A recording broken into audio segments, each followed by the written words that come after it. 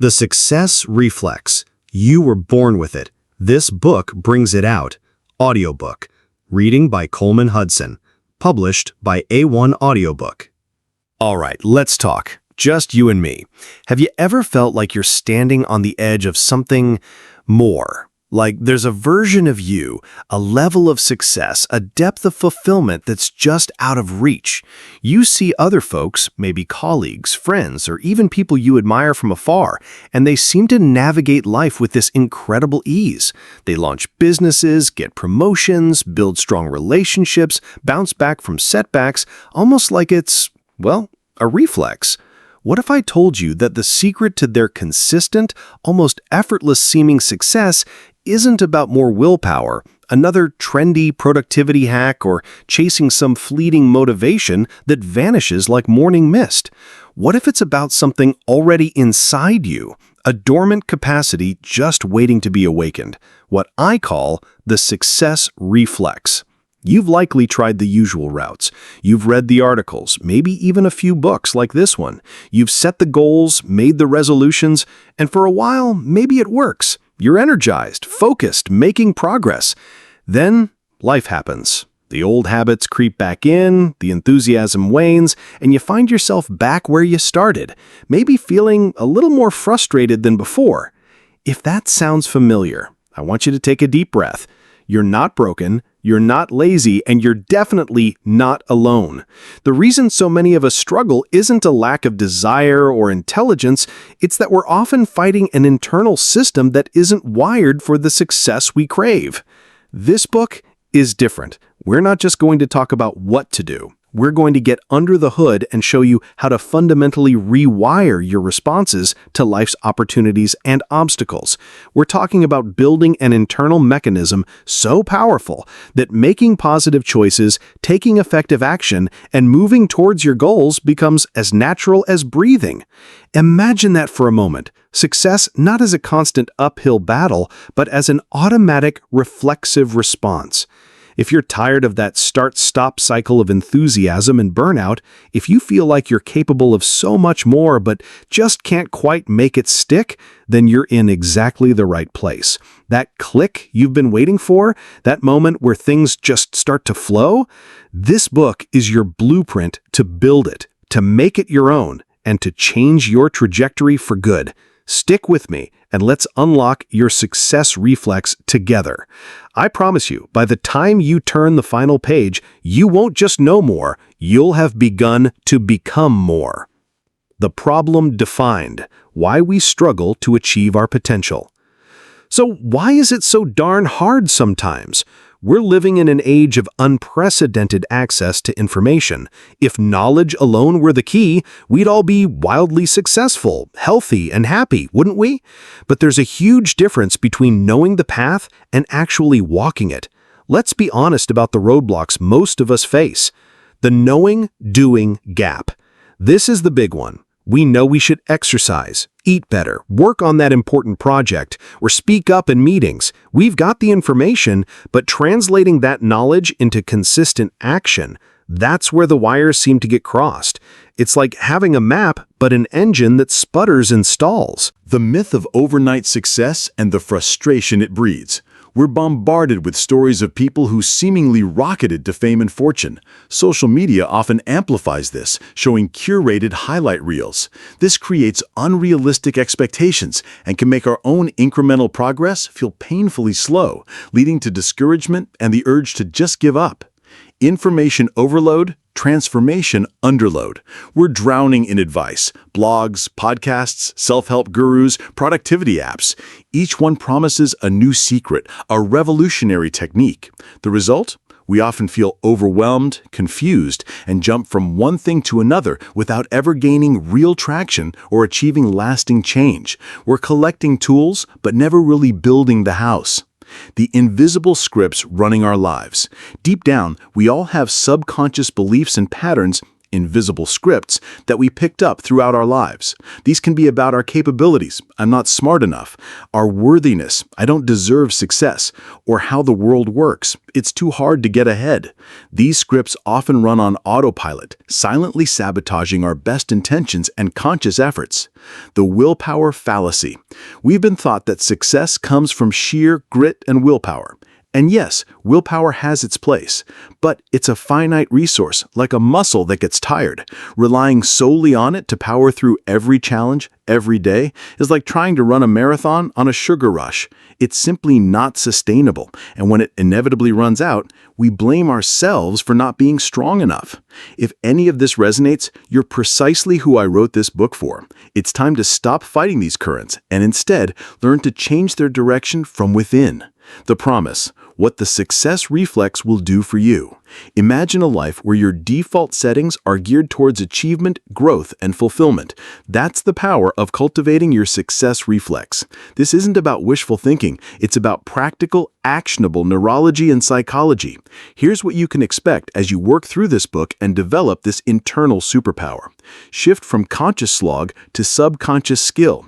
Think about learning to drive. At first, every action was deliberate, stressful. Now you likely drive without much conscious thought. It's a reflex. We'll apply that same principle to the habits and mindsets that create success, making them second nature. Develop automatic positive responses. Instead of freezing up when faced with a challenge, you'll find yourself reflexively looking for solutions. Instead of shying away from an opportunity, you'll instinctively lean in. Build sustainable momentum, not just short bursts. The Success Reflex is about creating consistent compounding progress that builds on itself, leading to lasting change and achievement. Achieve greater clarity, focus, and resilience. When your internal systems are aligned, mental fog lifts. You'll be able to concentrate more effectively, make decisions with more confidence, and bounce back from setbacks faster and stronger than ever before. Unlock a deeper sense of fulfillment. True, lasting fulfillment doesn't just come from hitting a goal. It comes from the journey, from knowing you're consistently growing, contributing, and living in alignment with your potential. The Success Reflex makes this a daily reality. Transform your relationship with failure and setbacks. No more crippling fear of messing up. You'll learn to see failures as valuable feedback, essential data points on your path to mastery. Your reflex will be to learn and adapt, not to shrink and quit. This isn't about becoming a different person. It's about awakening the most capable, resourceful, and resilient version of the person you already are. The Roadmap, your journey through this book. I've designed this book to be a practical, step-by-step guide. We'll start by understanding the foundational principles, then move into concrete strategies and techniques you can implement immediately. Here's a sneak peek at where we're headed. First, we'll deconstruct success, Chapter 1, and truly define what the Success Reflex is, grounding it in the science of how our brains can and do change. We'll move beyond the myths of luck and endless grind. Next, we dive into the inner game, Chapter 2, exploring how to master your mental blueprint. We'll uncover those invisible scripts and learn practical ways to rewrite them, building a possibility mindset as a core reflex. Then it's all about action. In The Power of Micro Triggers and Micro Wins, Chapter 3, you'll learn how to break down big ambitions into tiny, manageable steps and create small cues that trigger positive actions automatically, building unstoppable momentum. We'll then look outward, engineering your environment to make success the path of least resistance. You'll discover how to design your physical and social spaces to support your new reflexes. From there, we'll develop crucial responsive reflexes. The feedback reflex, to learn and adapt from every experience. The connection reflex, to build powerful relationships that open doors. And the resilience reflex, to bounce back from adversity stronger than before. In a world full of noise, the focus reflex will teach you how to master your attention and achieve deep work. And the value creation reflex will shift your perspective to finding your unique contribution and making a real impact. Finally, we'll ensure this isn't just a temporary fix. In Sustaining the Reflex, we'll explore how to make these changes a lifelong practice of growth and even inspire others. Each chapter builds on the last, providing you with insights, real-world examples. You'll meet folks like Ethan, Olivia, and Noah who've walked this path, and practical exercises. My goal isn't just to inform you, but to transform you. So are you ready to stop wishing for change and start building it from the inside out? Are you ready to develop your own success reflex? Good. Let's begin. Chapter 1, Deconstructing Success, Beyond Luck and Grind. All right, let's kick things off by talking about success. It's a word we throw around a lot, right? But what does it actually mean? For some, it's a corner office and a fat paycheck. For others, it's launching a passion project, raising a happy family, or making a difference in their community. There's no one-size-fits-all definition, and frankly, there shouldn't be. But here's the thing. No matter how you define success, there are common threads in how people achieve it, and, just as importantly, common misconceptions about how it all works. We're often fed a highlight reel, a polished version that leaves out the messy metal. The common misconceptions of success. Think about it. When you see someone who's really thriving, what's your first thought? They're so lucky. We see someone catch a break, the right place, right time, and chalk it all up to good fortune. Sure, luck can play a part, a tiny nudge here or there, but relying on luck to build a fulfilling life is like trying to win the lottery without buying a ticket consistently. It's a passive wish, not an active strategy. They must be a genius, incredibly talented. We assume some people are just born with it, a natural gift for business, art, or leadership. Well, innate talents exist, they're just the starting point. I've seen incredibly talented people flounder because they lacked the drive or the know-how to develop and apply those talents. And I've seen people with more modest natural gifts achieve extraordinary things through smart effort and persistence. They just work harder than everyone else. They grind 24/7. This is a big one in American culture, isn't it? The hustle and grind mentality. We glorify burnout, wearing exhaustion like a badge of honor. And yes, hard work is undeniably part of the equation. But mindless grinding, pushing yourself to the brink without a smart strategy, is a fast track to burnout, not sustainable success. It's often about working smarter, not just longer. They have connections. It's not what you know, it's who you know. There's some truth to the power of a strong network, absolutely. But genuine, helpful connections are usually earned, not just stumbled upon. They're often a byproduct of being a certain type of person, someone who offers value, is reliable, and knows how to build authentic relationships.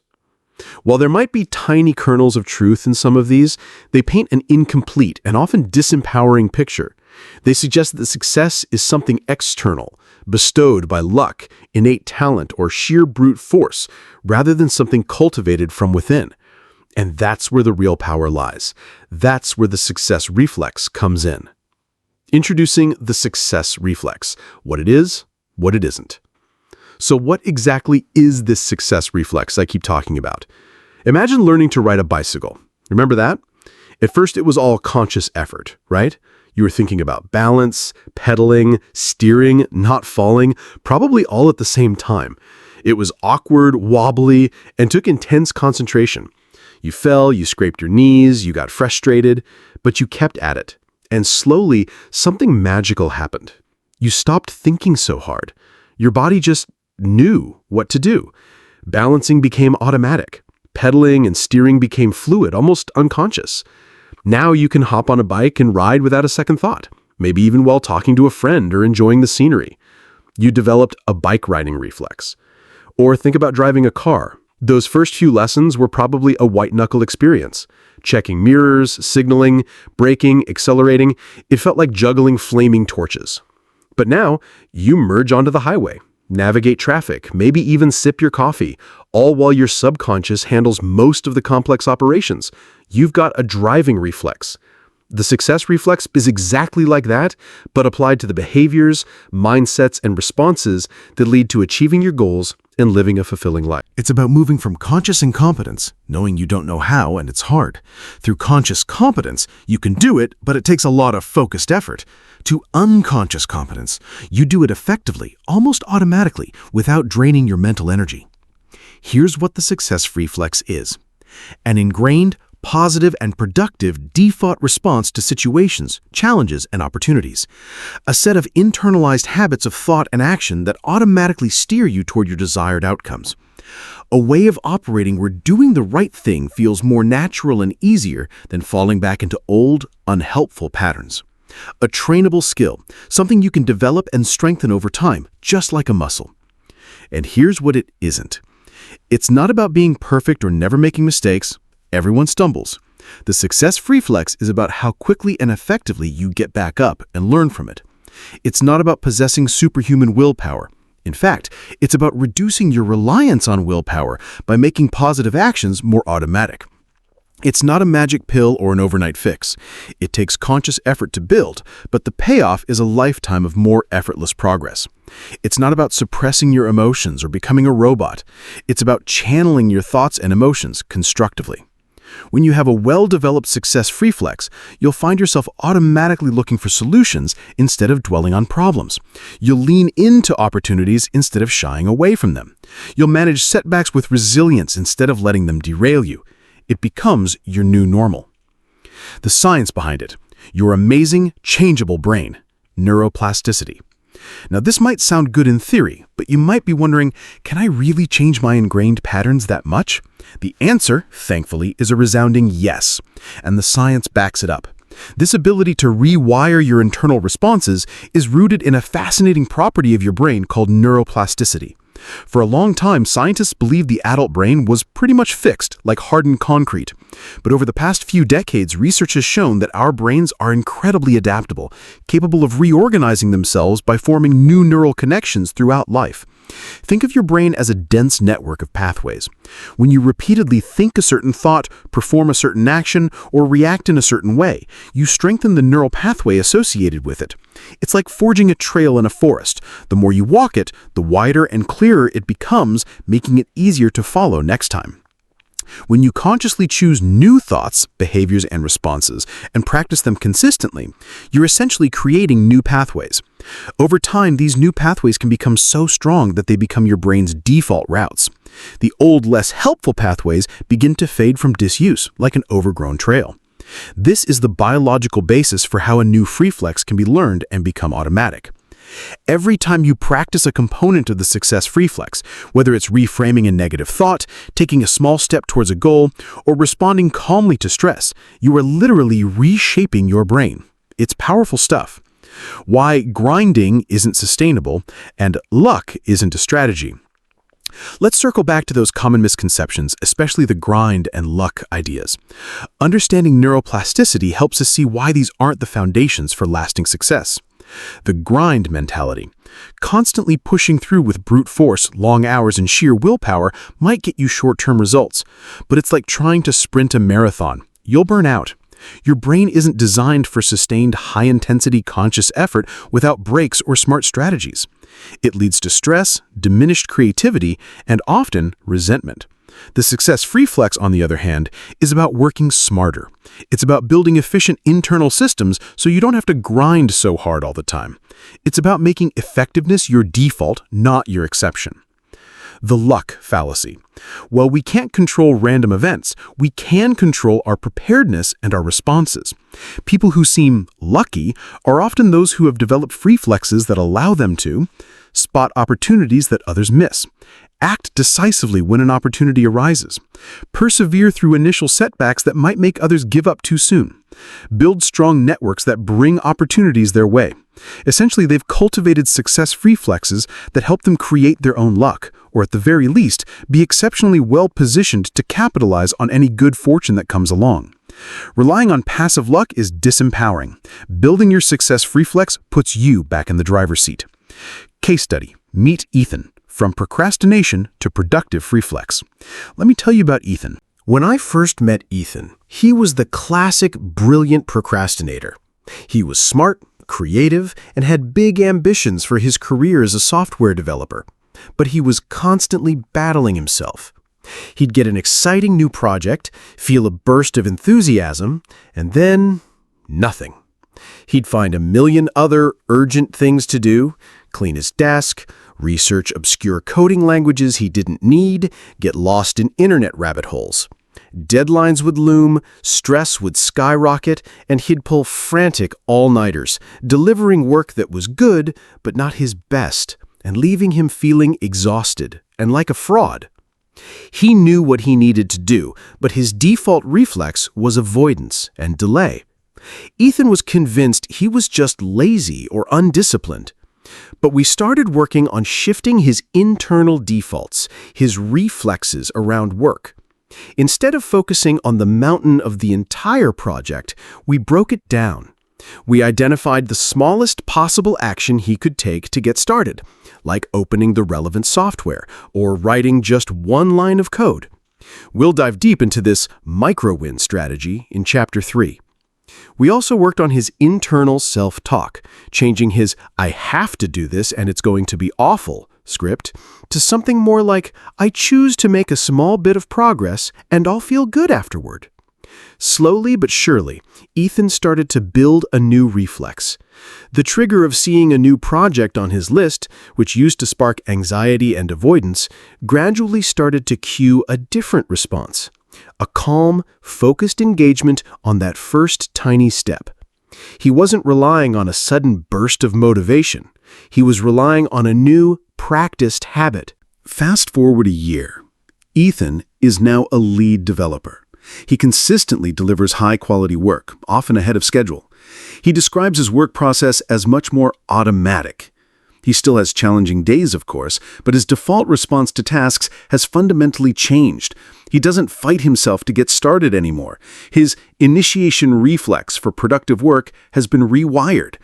He moved from seeing himself as a procrastinator to seeing himself as someone who simply gets things done. And that self-perception further reinforces his new reflexes. He didn't just learn new techniques, he changed his operational defaults. Ethan's story isn't about some magical transformation. It's about the practical application of building a new reflex, brick by brick, until it becomes a strong, reliable part of who he is. And that's exactly what we're here to do for you. Chapter 1, Summary. Okay, let's recap what we've covered in this first chapter.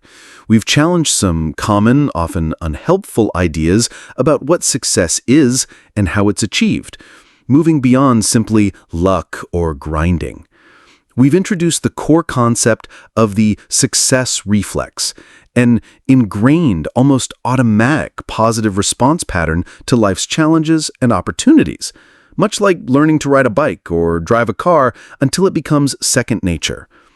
We touched on the exciting science of neuroplasticity, which confirms that your brain is incredibly adaptable and can be rewired through practice, forming new neural pathways that support these new reflexes.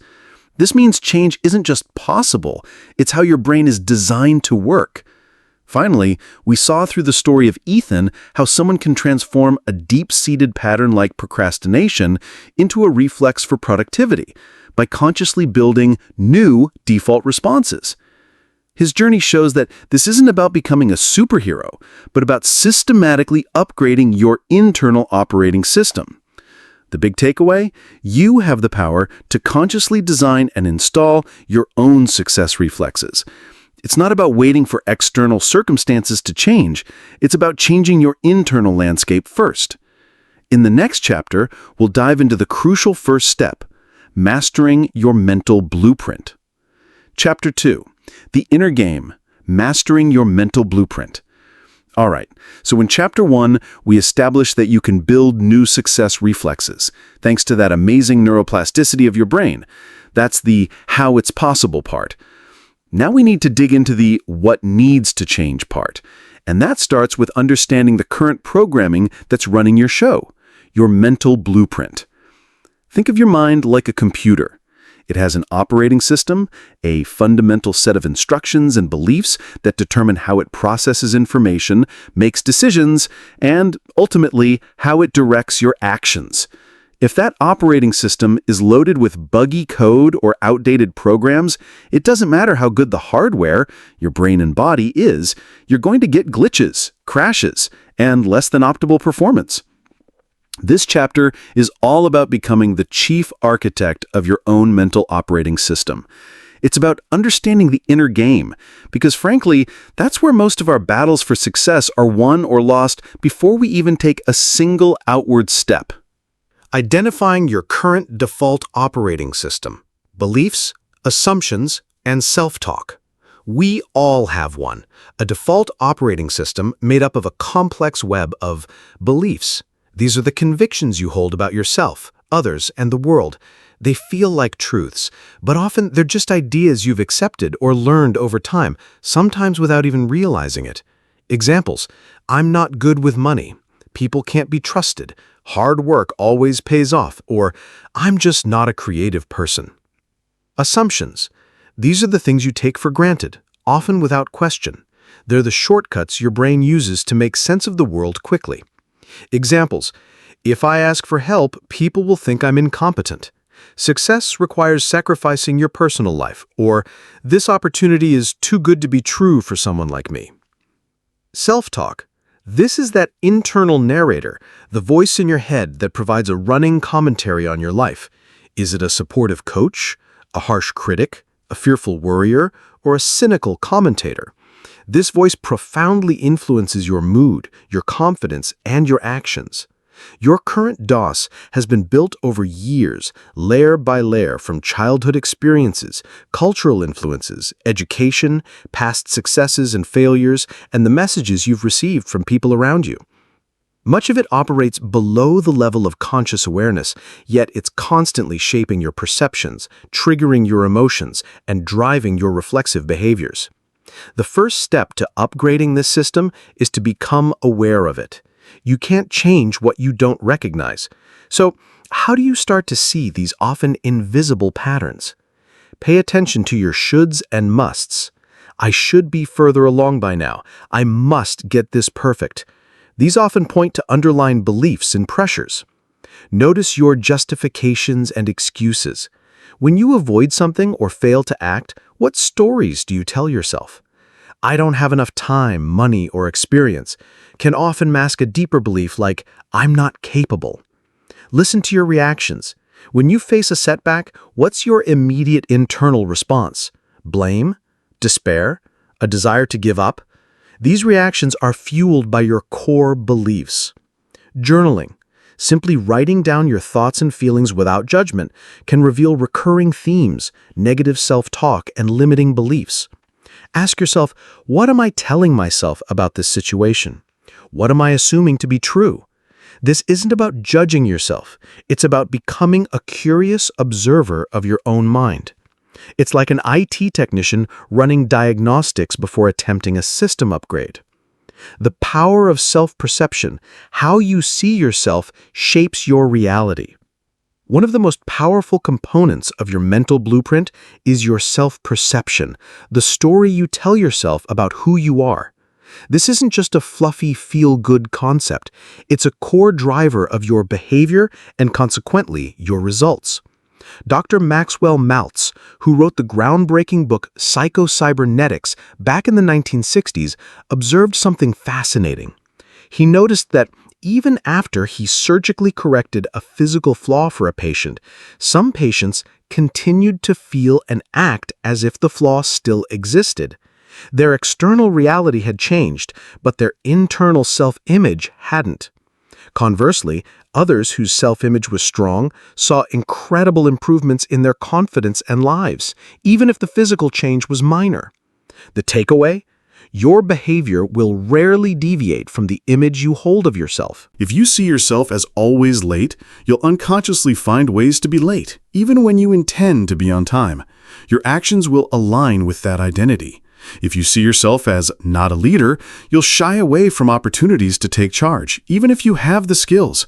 If you see yourself as unlucky in relationships, you might unconsciously sabotage potentially good connections. The good news is that your self-perception isn't set in stone. Just like other beliefs, it can be consciously reshaped. When you start to build your success reflexes, you're not just changing behaviors, you're also providing your brain with new evidence to update its self-perception. Hey, I just tackled that difficult task instead of avoiding it. Maybe I am capable and disciplined. Each small win helps to rewrite that internal story, uncovering and rewriting limiting beliefs that sabotage your reflexes. Limiting beliefs are the insidious little gremlins in your mental operating system. They're the "I can't," "I'm not enough," or "it's not possible for me" thoughts that hold you back from your potential. They act like brakes on your success reflexes, even if you're trying to build them. Here are some common categories of limiting beliefs. Beliefs about yourself: I'm too old, young, I'm not smart, talented, or creative enough. I don't deserve success. I always fail. Beliefs about others or the world: people are generally selfish. The world is a scary place. You can't get ahead without stepping on others. Opportunities are scarce. Beliefs about specific areas of life: money, career, relationships. Money is the root of all evil. It's impossible to have a fulfilling career that also pays well. All good partners are already taken. How to uncover them: identify an area where you feel stuck or aren't getting the results you want. Ask yourself, what would I have to believe is true about myself, others, or the world for this situation to make sense? For example, if you consistently avoid applying for better jobs, you might uncover a belief like, "I'm not qualified enough," or "they'd never hire someone like me." Look for always or never statements in your thinking. These are often red flags for rigid, limiting beliefs. How to rewrite them? This is where the real work begins. Challenge the belief. Is it 100% true all the time for everyone? Can you find any evidence, even small, that contradicts it, in your life or others? What would someone you admire say about this belief? Explore the origin. Where did this belief come from? Was it something you were told as a child? A conclusion you drew from a past negative experience? Understanding the origin can help you see it as a learned idea rather than an absolute truth. Consider the cost. How is this belief impacting your life? What opportunities is it costing you? What joy is it stealing? Create an empowering alternative. What would you rather believe? Craft a new belief that is positive, empowering, and supports the success reflexes you want to build. For example, instead of "I'm not good at public speaking," you might create "I am capable of learning and improving my public speaking skills with practice," or "I have valuable ideas to share and speaking is a way to do that." Gather evidence for the new belief. Actively look for experiences, past or present, that support your new empowering belief. Even tiny pieces of evidence count. Celebrate them. This is crucial for making the new belief stick. This isn't a one-time fix. Rewriting deeply ingrained beliefs takes consistent effort and repetition.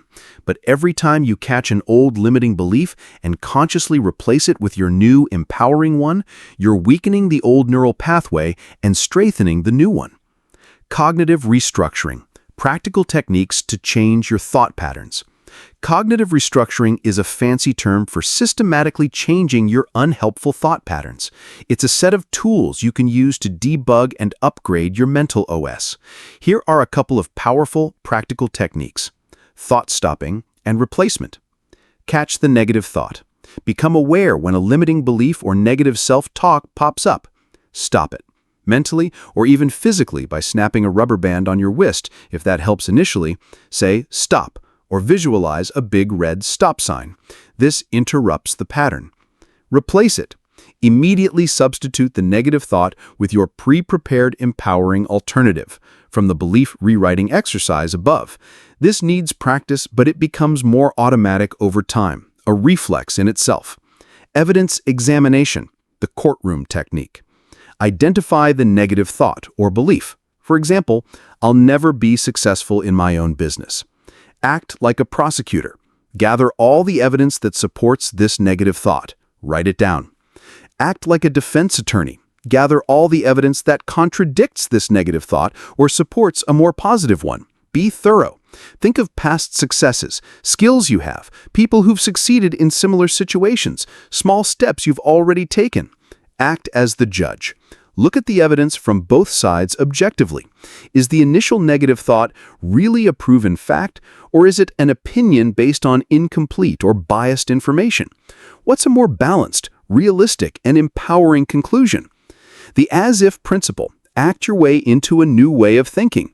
This is one of my absolute favorites for building success reflexes. William James, the father of American psychology, famously said, "If you want a quality, act as if you already have it." The as-if principle is simple yet profound. Behave in a way that is consistent with the person you want to become or the reflex you want to possess, even if you don't feel like it yet. Want to be more confident?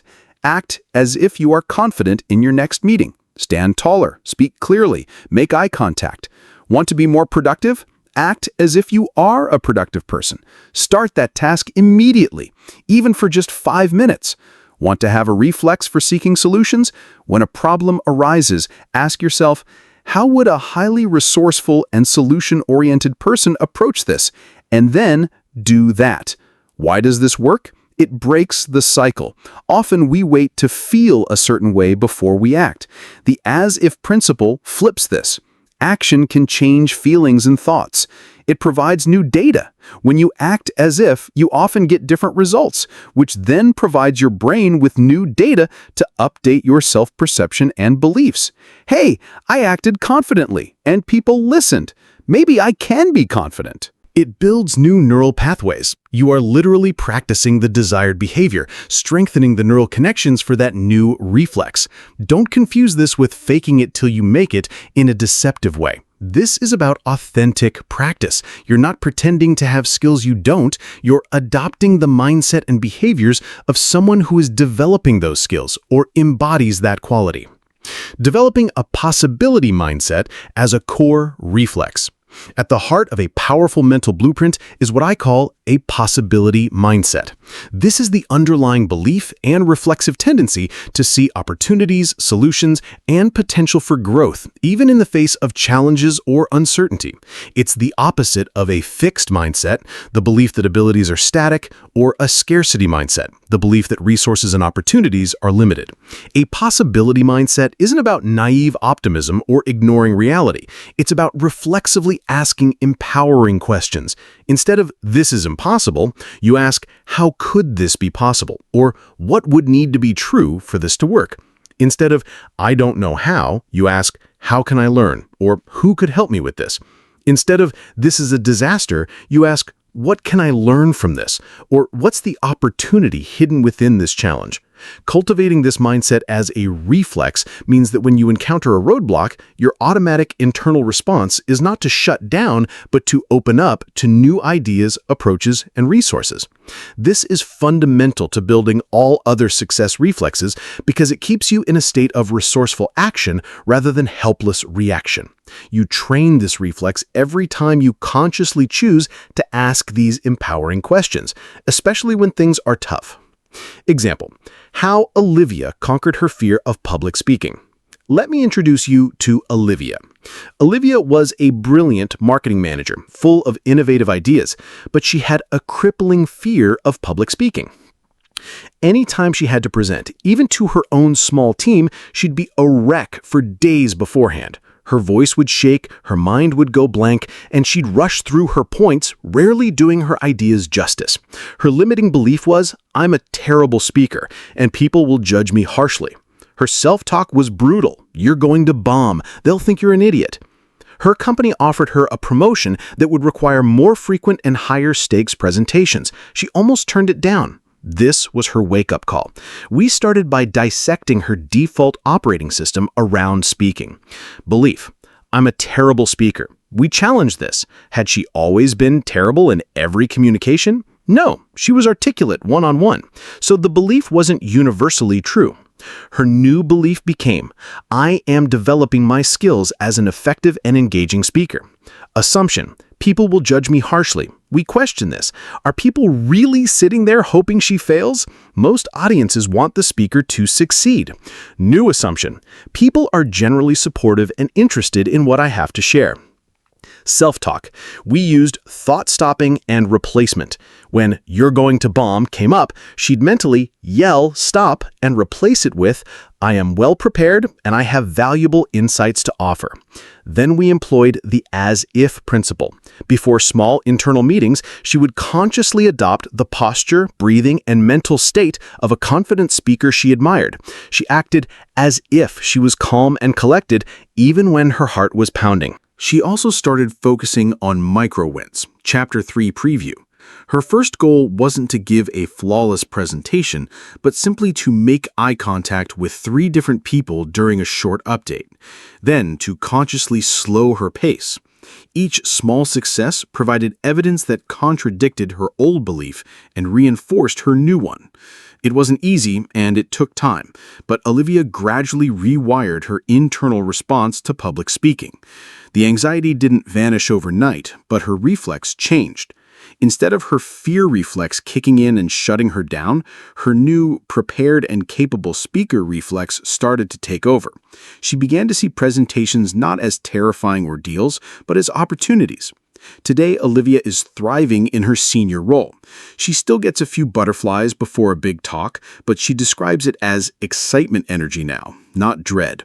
She successfully reprogrammed her internal monologue, and in doing so, unlocked a huge part of her potential.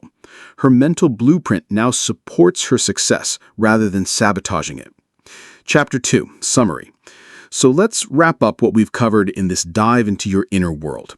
We've seen that your mind operates with a default operating system, composed of your beliefs, assumptions, and self-talk. This system, often running unconsciously, powerfully dictates your actions and results. A key part of this is your self-perception. How you see yourself dramatically shapes your reality, as your behavior rarely strays from this internal image. We explored how to uncover and begin rewriting the limiting beliefs that sabotage your efforts, using techniques like challenging those beliefs and crafting empowering alternatives. We then got practical with cognitive restructuring tools, such as thought stopping and replacement, and the courtroom technique, to actively change unhelpful thought patterns.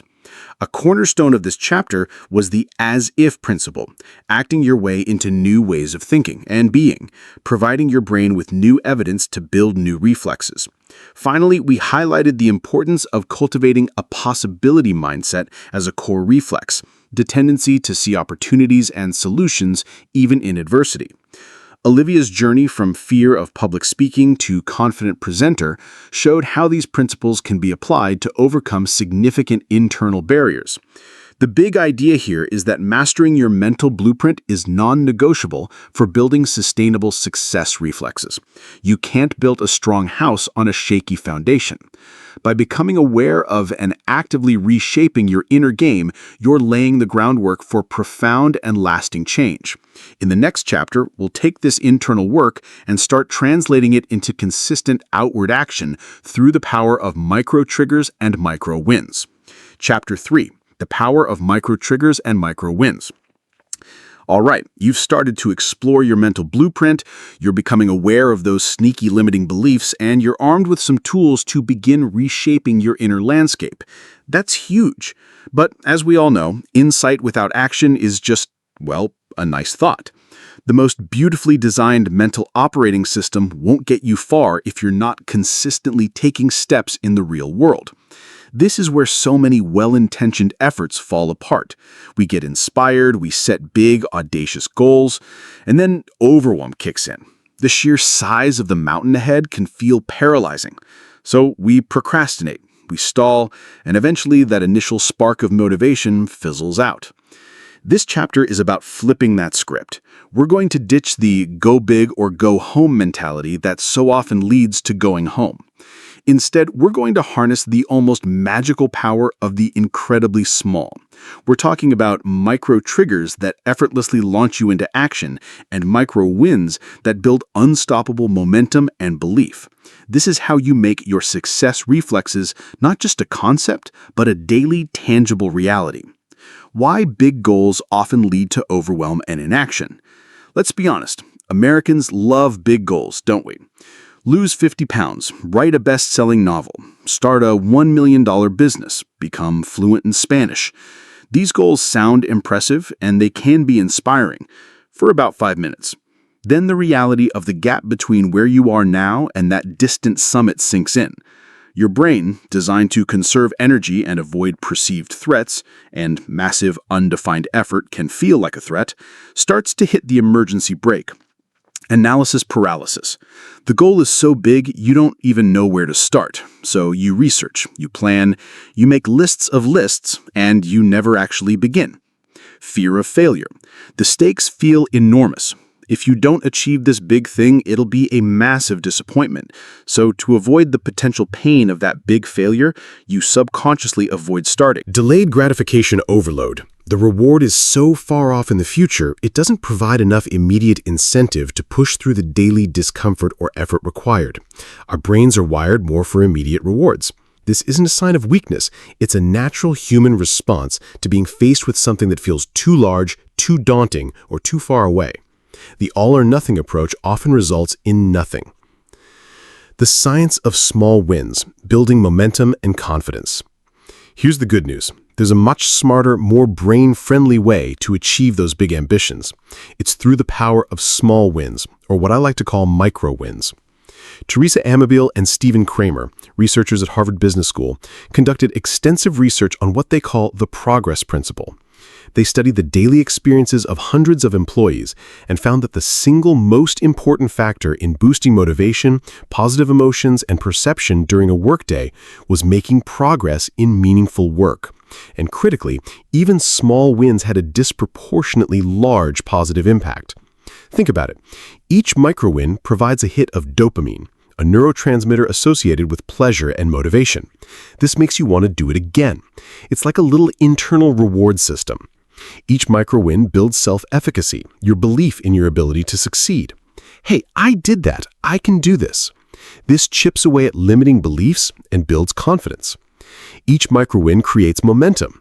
Like a snowball rolling downhill, small actions build upon each other, making subsequent actions feel easier. Each micro-win provides immediate feedback, allowing you to course-correct quickly if needed. Instead of facing a giant, terrifying leap, you're taking a series of tiny, manageable steps. Each step is so small it almost feels trivial, yet cumulatively, they lead to massive results. This approach bypasses your brain's fear and overwhelm responses and taps directly into its reward and learning mechanisms. This is the bedrock of making your success reflexes stick. Identifying your keystone habits for success. Now, not all small actions are created equal. Some habits, known as keystone habits, have a ripple effect, triggering a cascade of other positive behaviors and changes in your life. Charles Duhigg, in his fantastic book, The Power of Habit, popularized this concept. Think of a keystone in an arch. It's the central stone that holds all the others in place. Keystone habits work much the same way. For example, regular exercise often leads to better eating habits, improved sleep, reduced stress, and increased productivity. Making your bed first thing in the morning can create a sense of order and accomplishment that carries through the day. Tracking your expenses can lead to more conscious spending, better saving habits, and reduced financial anxiety. Daily meditation or mindfulness can improve focus, emotional regulation, and stress management. Identifying and focusing on one or two keystone habits relevant to the success reflexes you want to build can be incredibly powerful. Instead of trying to change everything at once, you target a high-leverage behavior that will naturally pull other positive changes along with it. How to identify potential keystone habits for you? Look for habits that give you a sense of control and self-efficacy. Consider habits that, when done consistently, tend to spark other positive changes naturally. Think about areas where a small improvement would have the biggest positive ripple effect in your life or work. Don't try to implement 5 keystone habits at once. Pick one. Make it so small it's almost impossible not to do. We're aiming for consistency, not intensity, especially at the start. Designing micro triggers, tiny cues that initiate positive action reflexes. Okay, so we know small wins are good, but how do we make sure we actually do these small things consistently enough for them to become reflexes? This is where micro-triggers come in. A trigger, or cue, is anything that prompts a behavior. It's the first part of the habit loop that Duhigg describes. We want to design intentional micro-triggers that reliably launch our micro-actions, which then lead to our micro-wins. A micro-trigger should be obvious and hard to miss, directly linked to the micro-action you want to perform, integrated into your existing routines or environment whenever possible. Examples of micro-triggers. Goal: write for 15 minutes each morning. Micro-action. Micro-trigger: placing your notebook and favorite pen on your kitchen table the night before, right next to where your coffee maker sits. When you see it as you get your coffee, it triggers the writing reflex. Goal: drink more water. Micro-action: drink 1 glass upon waking. Micro-trigger: placing a full glass of water on your nightstand before bed. It's the first thing you see and can reach for. Goal: practice a new skill for 5 minutes. For example, learning a language app. Micro-trigger: setting a recurring daily alarm on your phone labeled 5-min Spanish that goes off right after you finish brushing your teeth. Goal: express gratitude daily. Micro-action: think of one thing you're grateful for. Micro-trigger: the moment your head hits the pillow at night. Linking new desired reflexes to existing habits, habit stacking. One of the most effective ways to create powerful micro-triggers is through a technique popularized by B.J. Fogg called habit stacking. The formula is simple. After I current habit, I will new micro-habit or action. Your current habits are already strong neural pathways. By tethering your new desired micro-action to an existing one, you're leveraging that established pathway. The completion of the current habit becomes the trigger for the new one. After I pour my morning coffee, I will open my journal and write 1 sentence about my main goal for the day. After I brush my teeth, I will do 2 minutes of stretching. After I finish lunch, I will spend 5 minutes tidying my workspace. After I walk in the door from work, I will put my phone in a designated no-phone zone for 30 minutes. The key is to make the new micro-habit incredibly small at first, so small it feels almost ridiculous. You want to make it super easy to succeed, especially in the beginning. You're not aiming for a massive output. You're aiming to reliably fire off the new reflex in response to the trigger. The output can grow later. First, master the art of showing up. Celebrating small victories to reinforce the reflex loop. Remember that dopamine hit we talked about? We need to consciously amplify it, especially when building new reflexes. When you complete your micro-action, take a moment to acknowledge it and give yourself a little internal or even external pat on the back. This isn't about throwing a party for flossing 1 tooth. It's about consciously registering the success.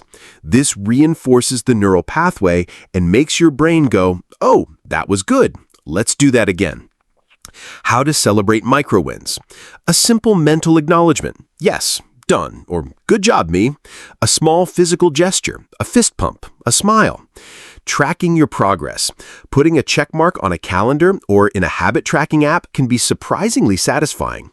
Seeing a streak build is a powerful motivator. Verbally affirming it. I said I would do X and I did. I'm building good habits. The key is that the celebration should be immediate and genuinely felt, even if it's subtle. It closes the habit loop, cue, routine, reward, and makes the reflex more likely to fire next time. Practical exercise. Your first success reflex experiment. Okay, theory time is over. Let's get your hands dirty and design your very first micro-trigger and micro-win experiment. This is where you start building. Choose one success reflex you want to start developing. Don't overthink it. Pick something relatively simple for this first experiment. For example, I want a reflex for starting my most important task without procrastination. Or I want a reflex for daily learning. Or I want a reflex for feeling more gratitude. Define one micro-action related to that reflex. Make it laughably small. So small you are 99 to 100% sure you can do it every day, even on your worst day. Example for starting important task. Open the document for my most important task. Not do the task, just open it. Example for daily learning. Read 1 page of a nonfiction book. or watch a 2-minute educational video. Example for gratitude: mentally name one thing I'm grateful for. Design one micro trigger for that micro action. Link it to an existing habit if possible. Habit stacking. Example for opening document. After I finish my first cup of coffee, I will open the document for my most important task. Example for daily learning. After I sit down on the train or bus for my commute, I will read one page of my book. Example for gratitude: when my alarm goes off in the morning, before I get out of bed, I will name one thing I'm grateful for. Decide on your micro celebration. How will you acknowledge completing the micro action? Example: a mental check and a slight smile. Commit to running this experiment for 1 week. Don't worry about perfection. If you miss a day, just pick it up again the next. The goal is to observe the process and get a feel for how micro triggers and micro wins work. Pay attention to how it feels. Does it get easier? Do you feel any resistance? This experiment isn't just about the specific habit. It's about learning the process of building a success reflex. It's about proving to yourself that you can intentionally create new, positive, automatic responses. Chapter 3 summary. In this chapter, we've tackled the critical bridge between inner resolve and outer action. We learned that big, audacious goals, while initially inspiring, often lead to overwhelm and inaction because they trigger our brain's threat response and make the reward seem too distant. The powerful antidote to this is the science of small wins, or micro wins. These tiny, consistent steps build momentum, boost self-efficacy by providing dopamine hits, and make progress feel manageable and rewarding. We discuss the importance of identifying keystone habits, those high-leverage behaviors that can trigger a cascade of other positive changes. The key to consistently performing these micro-actions lies in designing effective micro-triggers, small, obvious cues that prompt the desired behavior, often by stacking a new micro-habit onto an existing one. This makes the new action feel more automatic. Crucially, we emphasize the need to celebrate these micro-wins immediately to reinforce the new neural pathway and complete the habit loop, making the brain want to repeat the behavior. Finally, you were given a practical exercise to design and run your first Success Reflex experiment for 1 week, focusing on a single micro-action, micro-trigger, and micro-celebration. The core message here is that sustainable change and the development of powerful success reflexes happen not through giant leaps, but through a consistent series of tiny, intelligently designed steps. You don't need more willpower. You need a better strategy. And micro-triggers and micro-wins are your secret weapons. Next, we'll look at how your external world plays a massive role in supporting or sabotaging these new reflexes. Chapter 4. Engineering your environment for automatic success. All right, team, we're making some serious headway. You're learning to master your inner game, Chapter 2, and you've got the strategy of micro-triggers and micro-wins under your belt to start building those success reflexes from the ground up. This is fantastic. But here's a truth that many people overlook when they're trying to make changes. Your environment plays a colossal role in shaping your behavior, often more than your willpower or intentions. Think about it. It's easier to eat healthy when your fridge is stocked with fruits and vegetables than when it's full of junk food. It's easier to focus when your workspace is clear and quiet than when it's cluttered and noisy. This chapter is all about becoming a conscious architect of your surroundings, your physical spaces, your social circles, even your digital world. We're going to learn how to engineer your environment so that it doesn't just support your desired success reflexes, but actively cues and encourages them, making positive actions the path of least resistance. You want your environment to be an ally, not an adversary in this journey. Your environment as an external brain, how it cues your behavior. Have you ever walked into your kitchen and suddenly remembered you needed to add something to the grocery list? Or sat down at your desk and instantly felt the urge to check email? That's your environment cueing your behavior. Our brains are constantly scanning our surroundings for signals about what to do next. Objects, places, even people become associated with certain thoughts, emotions, and actions. That comfy couch in your living room might be strongly associated with relaxation and watching TV. Your office chair might be linked to focus and work, or for some, procrastination. Legendary organizational psychologist and Nobel laureate Herbert A. Simon put it perfectly. Human beings, viewed as behaving systems, are quite simple. The apparent complexity of our behavior over time is largely a reflection of the complexity of the environment in which we find ourselves. In essence, your environment acts like an external hard drive for your brain, holding prompts and reminders that trigger your habits and reflexes. If your environment is cluttered with cues for unproductive behaviors, you're constantly fighting an uphill battle. But if you intentionally design it with cues for your desired success reflexes, you're giving yourself a powerful, invisible nudge in the right direction all day long. The choice architecture of your life, making good decisions easy and bad ones hard. The term choice architecture comes from behavioral economics, notably from Richard Thaler and Cass Sunstein in their book Nudge. It refers to the way choices are presented to us and the impact that presentation has on our decision-making. For example, cafeterias that place healthy food at eye level and in prominent positions see a significant increase in healthy food choices without ever restricting options. You can become the choice architect of your own life. This isn't about restricting your freedom. It's about intelligently designing your environment to make it easier to do what you truly want to do and harder to do what you want to avoid. You're essentially setting up your future self for success. To encourage a desired reflex, make the cues obvious, make the action attractive and easy. To discourage an undesired reflex, make the cues invisible, make the action unattractive and difficult. Think about friction. We want to reduce friction for positive reflexes and increase friction for negative ones. Minimizing friction for desired actions, increasing friction for undesired actions. Let's get practical. How do you actually apply this idea of manipulating friction? Examples of reducing friction for desired reflexes. Want a reflex to exercise in the morning? Lay out your workout clothes the night before. Put your running shoes by the door. Have your gym bag packed. Reduces the getting ready friction. Want a reflex to read more? Keep a book in every place you tend to relax. By your bed, in the bathroom, on the coffee table.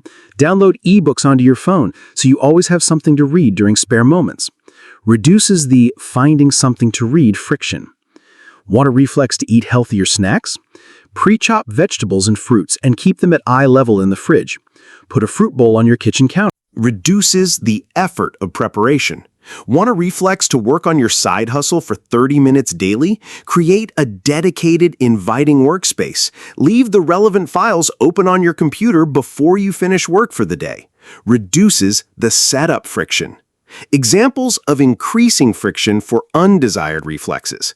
Want to break a reflex of mindless social media scrolling? Remove social media apps from your phone's home screen. Make yourself search for them. Set time limits. Log out after each session so you have to re-enter your password. Increases the access friction. Want to break a reflex of watching too much TV? Unplug the TV after use or put the remote in another room. Only allow yourself to watch after completing a specific productive task. Increases the effort to start friction. Want to break a reflex of eating junk food? Don't buy it in the first place. If it's not in your house, you can't easily eat it. If you do have some, store it in an opaque container on a high shelf out of sight. Increases the access and visibility friction. Want to break a reflex of hitting the snooze button? Put your alarm clock across the room so you physically have to get out of bed to turn it off. Increases the staying in bed friction. These might seem like small tweaks, but don't underestimate their cumulative power. Each little bit of friction reduced for good habits and increased for bad ones makes it significantly more likely you'll follow through with your intentions, eventually solidifying those success reflexes. The influence of people, curating your social environment. Your environment isn't just about physical spaces and objects, it's also profoundly shaped by the people you spend time with. Motivational speaker Jim Rohn famously said, "You are the average of the 5 people you spend the most time with." While that might be a bit of an oversimplification, the underlying principle is spot on. The attitudes, beliefs, habits, and expectations of the people around you create a kind of social gravity. If your closest friends are ambitious, positive, and growth-oriented, their influence will likely pull you in that direction. Their behaviors will seem normal and desirable. If your circle is predominantly negative, complacent, or engages in unhealthy habits, it will take a lot more conscious effort on your part to resist that pull. This isn't about ditching all your old friends or becoming a recluse. It's about being intentional about who you allow to significantly influence you, especially when you're trying to build new success reflexes. Seek out possibility people. Spend more time with individuals who inspire you, who believe in growth, who challenge you in positive ways, and who are living in a way that aligns with your aspirations. Find mentors and accountability partners. A mentor can provide guidance and wisdom. An accountability partner, someone with similar goals with whom you check in regularly, can provide motivation and support. This creates a social structure that reinforces your desired reflexes. Limit exposure to dream stealers or chronic complainers. You know the type, the folks who always find the cloud in every silver lining, who subtly or not so subtly discourage your ambitions. You don't have to cut them out of your life entirely, but you can choose to limit the time you spend with them or the depth of conversation you have about your goals. Join groups and communities, whether online or in person. Connecting with groups focused on your areas of interest or self-improvement, like a writing group, a fitness class, or a business mastermind, can provide invaluable support, shared knowledge, and a sense of belonging. This normalizes the pursuit of your goals. Your social environment is a powerful force. Curate it wisely to create a tailwind, not a headwind, for your success reflexes. Digital feng shui. Optimizing your digital environment for focus and positive triggers. In today's world, a huge part of our environment is digital. Our phones, computers, and the apps we use are constantly vying for our attention and cueing our behavior, often in ways that are counterproductive to our goals. It's time for some digital feng shui, organizing your digital world to promote focus, calm, and productive reflexes. Declutter your digital workspace. Phone home screen. Keep only essential utility-based apps on your home screen. Move distracting apps like social media, games, or news to a folder on a secondary screen, or better yet, delete them if they aren't truly adding value. Computer desktop. Keep it clean. A cluttered desktop can subconsciously create a cluttered mind. Use folders to organize files. Tame your notifications. Notifications are reflex killers. They hijack your attention and pull you out of focus states. Turn off all non-essential notifications on your phone and computer. Do you really need an instant alert every time someone likes your photo or sends a non-urgent email? Probably not. Schedule specific times to check email and social media, rather than reacting to every ping. This helps you build a reflex of proactive engagement rather than reactive distraction. Use technology to your advantage. Productivity apps. Use tools like to-do list apps, calendar apps, focus timers like the Pomodoro technique, and note-taking apps to support your desired reflexes for organization and productivity. Website blockers. If you have a reflex for mindlessly browsing certain websites when you should be working, use browser extensions to block them during specific hours. Curate your feeds. Unfollow or mute accounts on social media that make you feel inadequate, anxious, or angry. Follow accounts that inspire, educate, or uplift you. Your information diet matters. Mind your digital sunset. The blue light from screens can interfere with melatonin production and disrupt sleep, which is crucial for learning and memory consolidation, key for building reflexes. Create a reflex to put away screens at least an hour before bed. Consider using night mode or blue light filtering apps. Your digital environment is just as real and impactful as your physical one. Taking control of it is a critical step in engineering your life for automatic success. Case study: Noah's creative transformation through environmental design. Let me tell you about Noah. Noah was a talented graphic designer working from home, but he was struggling. He dreamed of launching his own line of unique art prints, but he can never seem to find the time or focus. His workday was a blur of client projects, household chores, social media distractions, and half-hearted attempts at his creative work. His environment was actively sabotaging his deeper ambitions. His default reflex when he had a spare moment was to open Instagram or wander into the kitchen. Noah decided to get serious about engineering his environment. Physical space. He converted a spare corner of his guest room into a dedicated creative zone. He bought an inspiring art print for the wall, got a comfortable chair, and made a rule. This space was only for his personal art projects. No client work, no bills, no social media allowed in the creative zone. Just entering the space started to become a trigger for his creative reflex. Friction reduction/increase. He laid out his art supplies the night before, so when he entered his creative zone in the morning, his new keystone habit was 30 minutes of creative work before client work. Everything was ready. Minimal friction. He put his phone in Do Not Disturb mode and left it in another room during his creative time. Increased friction for distraction. Digital feng shui. He used a website blocker to prevent access to social media sites during his designated deep work blocks for client projects, which freed up mental energy and actual time he could later dedicate to his art.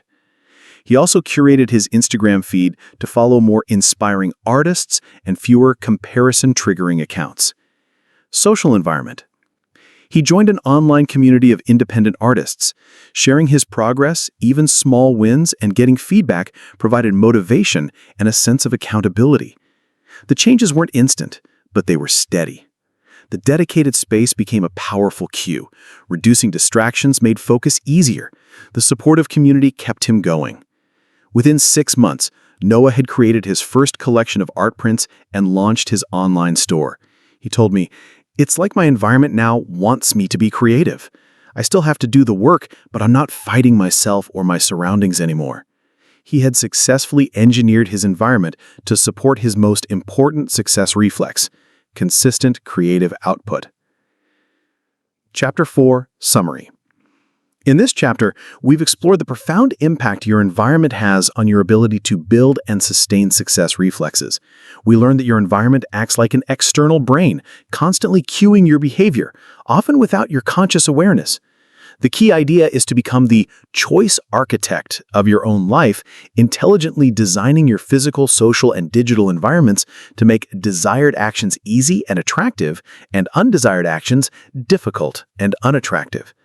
This involves strategically minimizing friction for positive reflexes and increasing friction for negative reflexes. We discuss the critical influence of your social environment, emphasizing the importance of curating your connections to surround yourself with supportive, growth-oriented individuals and limiting exposure to negativity. We then delved into digital feng shui, offering practical strategies to tame your tech, reduce digital distractions, and use technology as a tool to support your focus and positive habits rather than undermine them. Finally, Noah's story illustrated how a deliberate re-engineering of his physical, digital, and social environments transformed his creative output and helped him launch his dream project by making his desired creative reflexes the path of least resistance. The big takeaway? Your environment is not a passive backdrop. It's an active participant in your success journey. By taking conscious control of it, you create a powerful tailwind that makes developing and maintaining your success reflexes feel much more natural and automatic. In the next chapter, we'll focus on a crucial reflex for navigating the inevitable ups and downs, the feedback reflex. Chapter 5, the feedback reflex. Learning and adapting on the fly.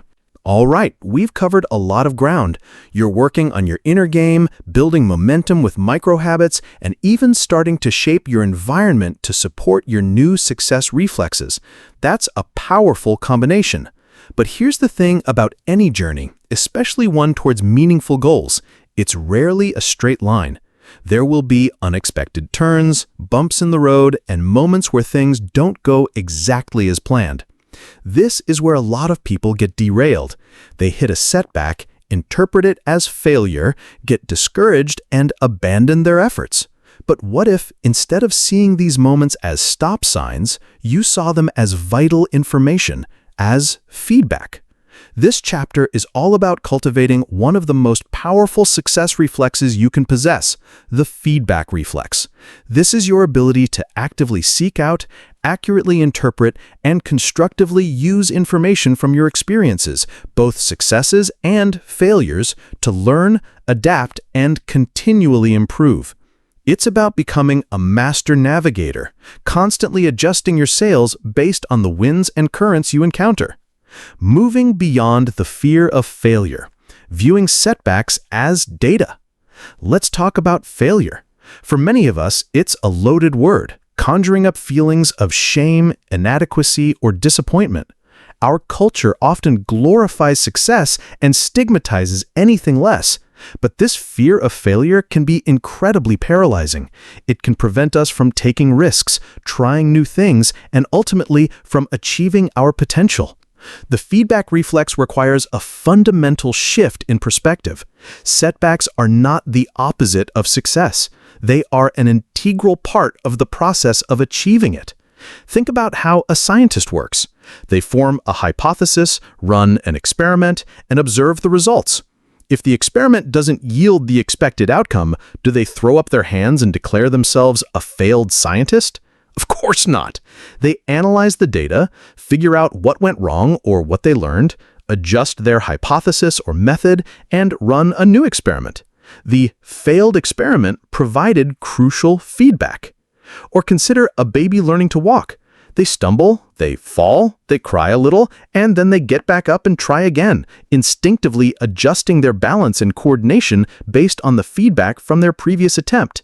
They don't label themselves walking failures. When you develop a strong feedback reflex, you start to approach your goals with a similar mindset. A project that doesn't meet its targets isn't a failure, it's data on what strategies worked and what didn't. A sales pitch that gets rejected isn't a personal indictment, it's feedback on your messaging or approach. A new habit you struggle to maintain isn't proof you're undisciplined, it's information about whether the habit was too big, the trigger was ineffective, or the reward wasn't compelling enough. By reframing failure as feedback, you neutralize its emotional sting and transform it into a valuable asset for learning and growth. This mental shift is the cornerstone of the feedback reflex. Developing an adaptive reflex, how to course correct quickly and effectively. Okay, so you're open to seeing setbacks as data. Now what? The next step is developing an adaptive reflex, the ability to quickly and effectively use that feedback to adjust your approach. This isn't about making massive, panicked changes. It's about making small, intelligent course corrections along the way. Imagine you're driving to a new destination using GPS. If you take a wrong turn, the GPS doesn't yell at you or tell you to give up and go home. It calmly says, recalculating, and offers you a new route. That's the adaptive reflex in action. Key components of the adaptive reflex: pause and observe, don't just react. When something doesn't go as planned, resist the urge to immediately jump to conclusions, blame yourself or others, or get defensive. Take a breath. Step back and try to look at the situation objectively. Ask what and why. What happened? Describe the outcome factually, without judgment. Why did it happen? Explore the potential contributing factors. Was it your strategy, your execution, external circumstances? Be honest and curious. What can I learn from this? This is the golden question. What specific insight or lesson can you extract? Identify potential adjustments.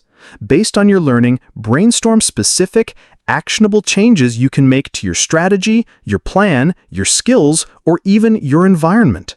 Implement and iterate. Choose one or two key adjustments and put them into practice. Then monitor the results. The process is cyclical. Act, get feedback, adapt, act again. This isn't always easy, especially when emotions are running high. But like any reflex, the more you practice this pause, observe, learn, adjust sequence, the more automatic it becomes. The OODA loop: observe, orient, decide, act for everyday challenges. A powerful framework for developing your adaptive reflex comes from a rather unexpected source: military strategy.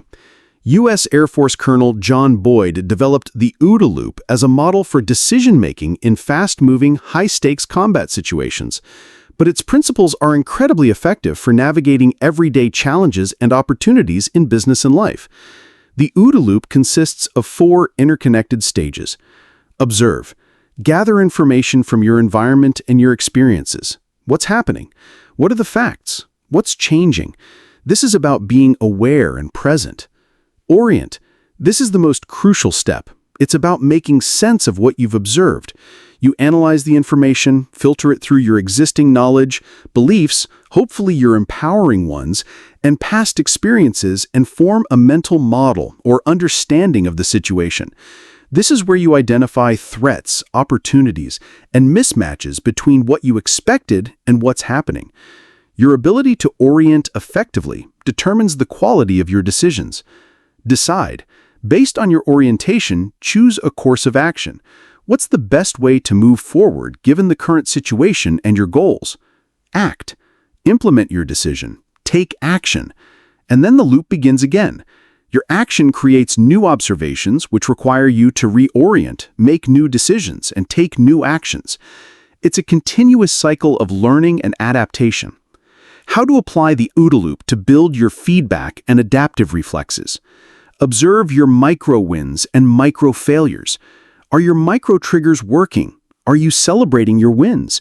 Where are you encountering resistance with your new habits? Orient yourself to the feedback. Why is this happening? Is your environment hindering you? Is a limiting belief creeping back in? Is the micro action still too big?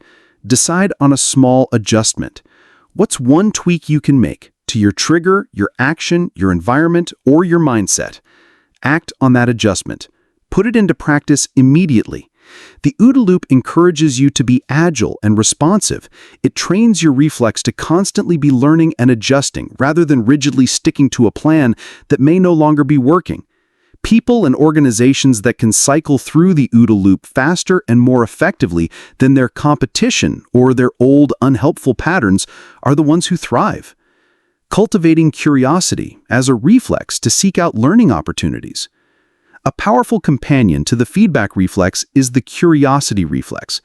If fear of failure shuts down learning, curiosity opens it wide up. When you approach situations with genuine curiosity, you're naturally inclined to explore, ask questions, and seek understanding, all essential components of effective feedback processing. Instead of thinking, "Oh no, this is bad," a curiosity-driven reflex might think, that's interesting. Why did that happen? Or, I wonder what would happen if I tried X instead. Ways to cultivate your curiosity reflex. Ask why more often. Like a child, don't be afraid to question assumptions and dig deeper. Actively seek out new perspectives. Read books or articles outside your usual scope. Talk to people with different backgrounds and experiences. Experiment more. Try small, low-risk experiments in different areas of your life or work. See what happens. The goal is learning, not necessarily a perfect outcome. Reframe challenges as puzzles. This shifts your mindset from problem to intriguing puzzle to be solved.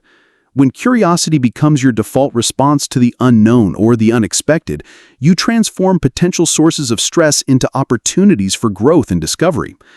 How to solicit and process constructive feedback without defensiveness. So far, we've mostly talked about interpreting feedback from our own actions and results, but another incredibly valuable source of feedback is other people. However, let's be honest, receiving feedback, especially critical feedback, can be tough. Our egos can get bruised, and our natural reflex might be to become defensive or dismissive. Developing a reflex for effectively soliciting and processing feedback from others is a game changer. Tips for soliciting feedback. Be specific. Instead of a vague, "Do you have any feedback for me?" ask, "What's one thing I could have done better in that presentation?" Or, "Based on this proposal draft, what are your biggest concerns?" Ask the right people. Seek feedback from people whose opinions you respect, who have relevant expertise, and who you believe will be honest yet constructive. Make it safe for them. Let them know you genuinely want to learn and improve. Phrases like, "I'm working on improving X, and I'd really value your honest perspective," can help. Ask for feed forward as well as feedback. Instead of just, "What did I do wrong?" try, "What's one suggestion you have for how I could approach this differently next time?" This focuses on future improvement.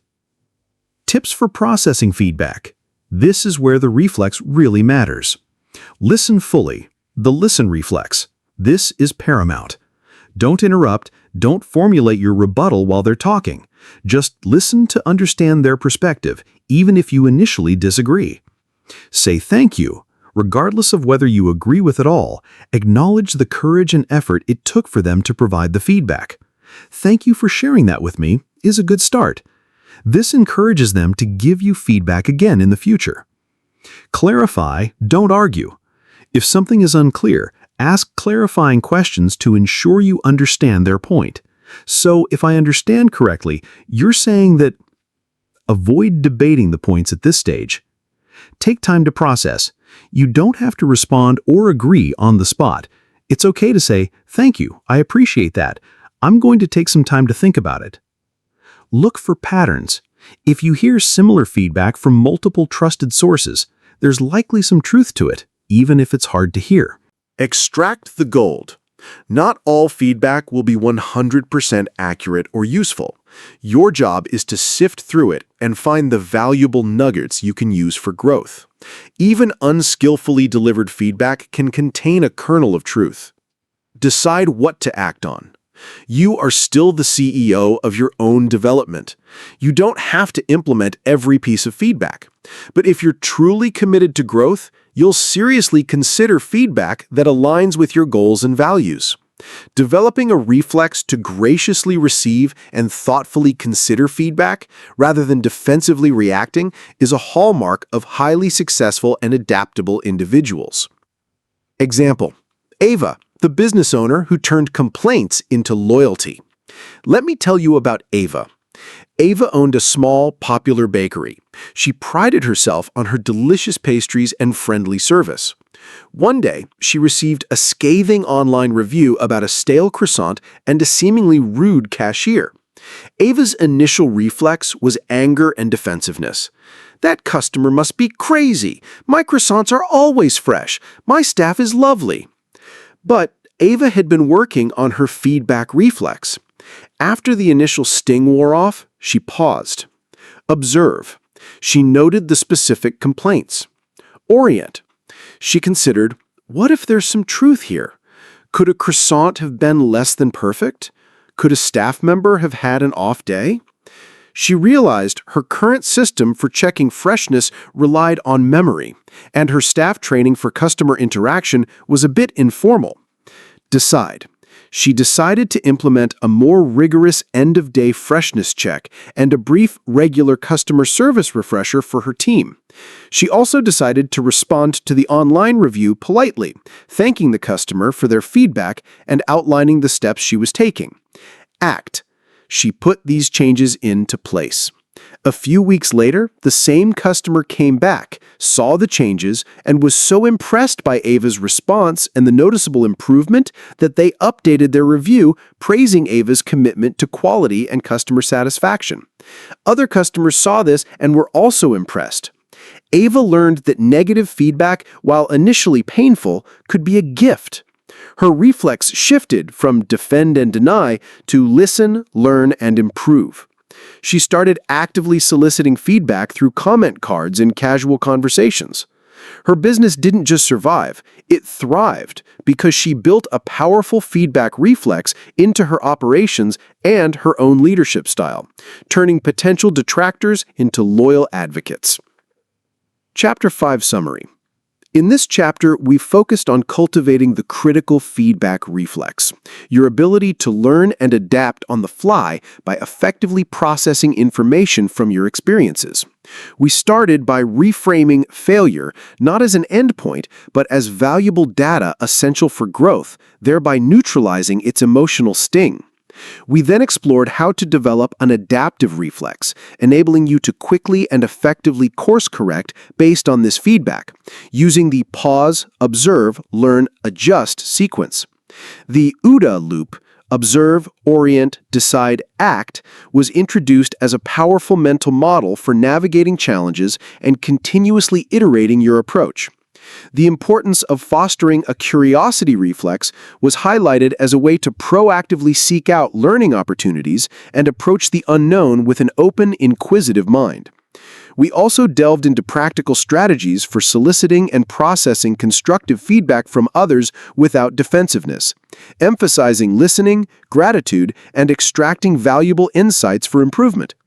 Finally, Ava's story demonstrated how a business owner transformed potentially damaging customer complaints into opportunities for improvement and increased loyalty by shifting her own reflex from defensiveness to a proactive feedback-seeking and adaptive response. The core message is that your ability to learn from everything that happens, good or bad, and adjust accordingly is what separates stagnation from continuous growth and achievement. The feedback reflex isn't just about fixing problems. It's about constantly evolving and becoming better. Next, we'll explore how our connections with others are not just nice-to-haves, but essential components of building and leveraging our success reflexes. Chapter 6. The Connection Reflex: Building Bridges to Opportunity. So far, we've focused a lot on the internal work and individual actions required to build your success reflexes, and that's absolutely foundational. But there's a vital piece of the puzzle we haven't explored in depth yet: the undeniable power of human connection.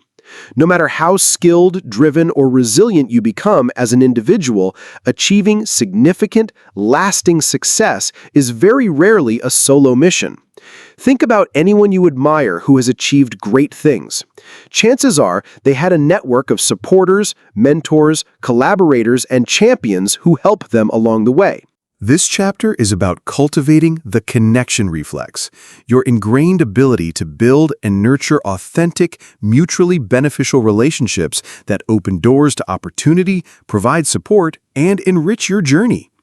It's about moving beyond seeing networking as a chore and instead developing a natural, almost automatic inclination to connect with others in meaningful ways. Success is rarely a solo journey, the myth of the lone wolf. We Americans have a certain fondness for the lone wolf archetype, don't we? The rugged individualist who pulls themselves up by their bootstraps and conquers the world single-handedly. It makes for a great movie, but in reality, it's mostly a myth. Even the most brilliant inventors, entrepreneurs, and artists relied on others for funding, for expertise, for emotional support, for a platform to share their work. Isaac Newton famously said, "If I have seen further, it is by standing on the shoulders of giants." The truth is, we are social creatures, wired for connection. Our ability to collaborate, share knowledge, and support one another is a huge part of what has allowed humanity to thrive. When you try to go it completely alone, you're not only making things harder for yourself, you're cutting yourself off from a vast reservoir of potential resources, insights, and opportunities.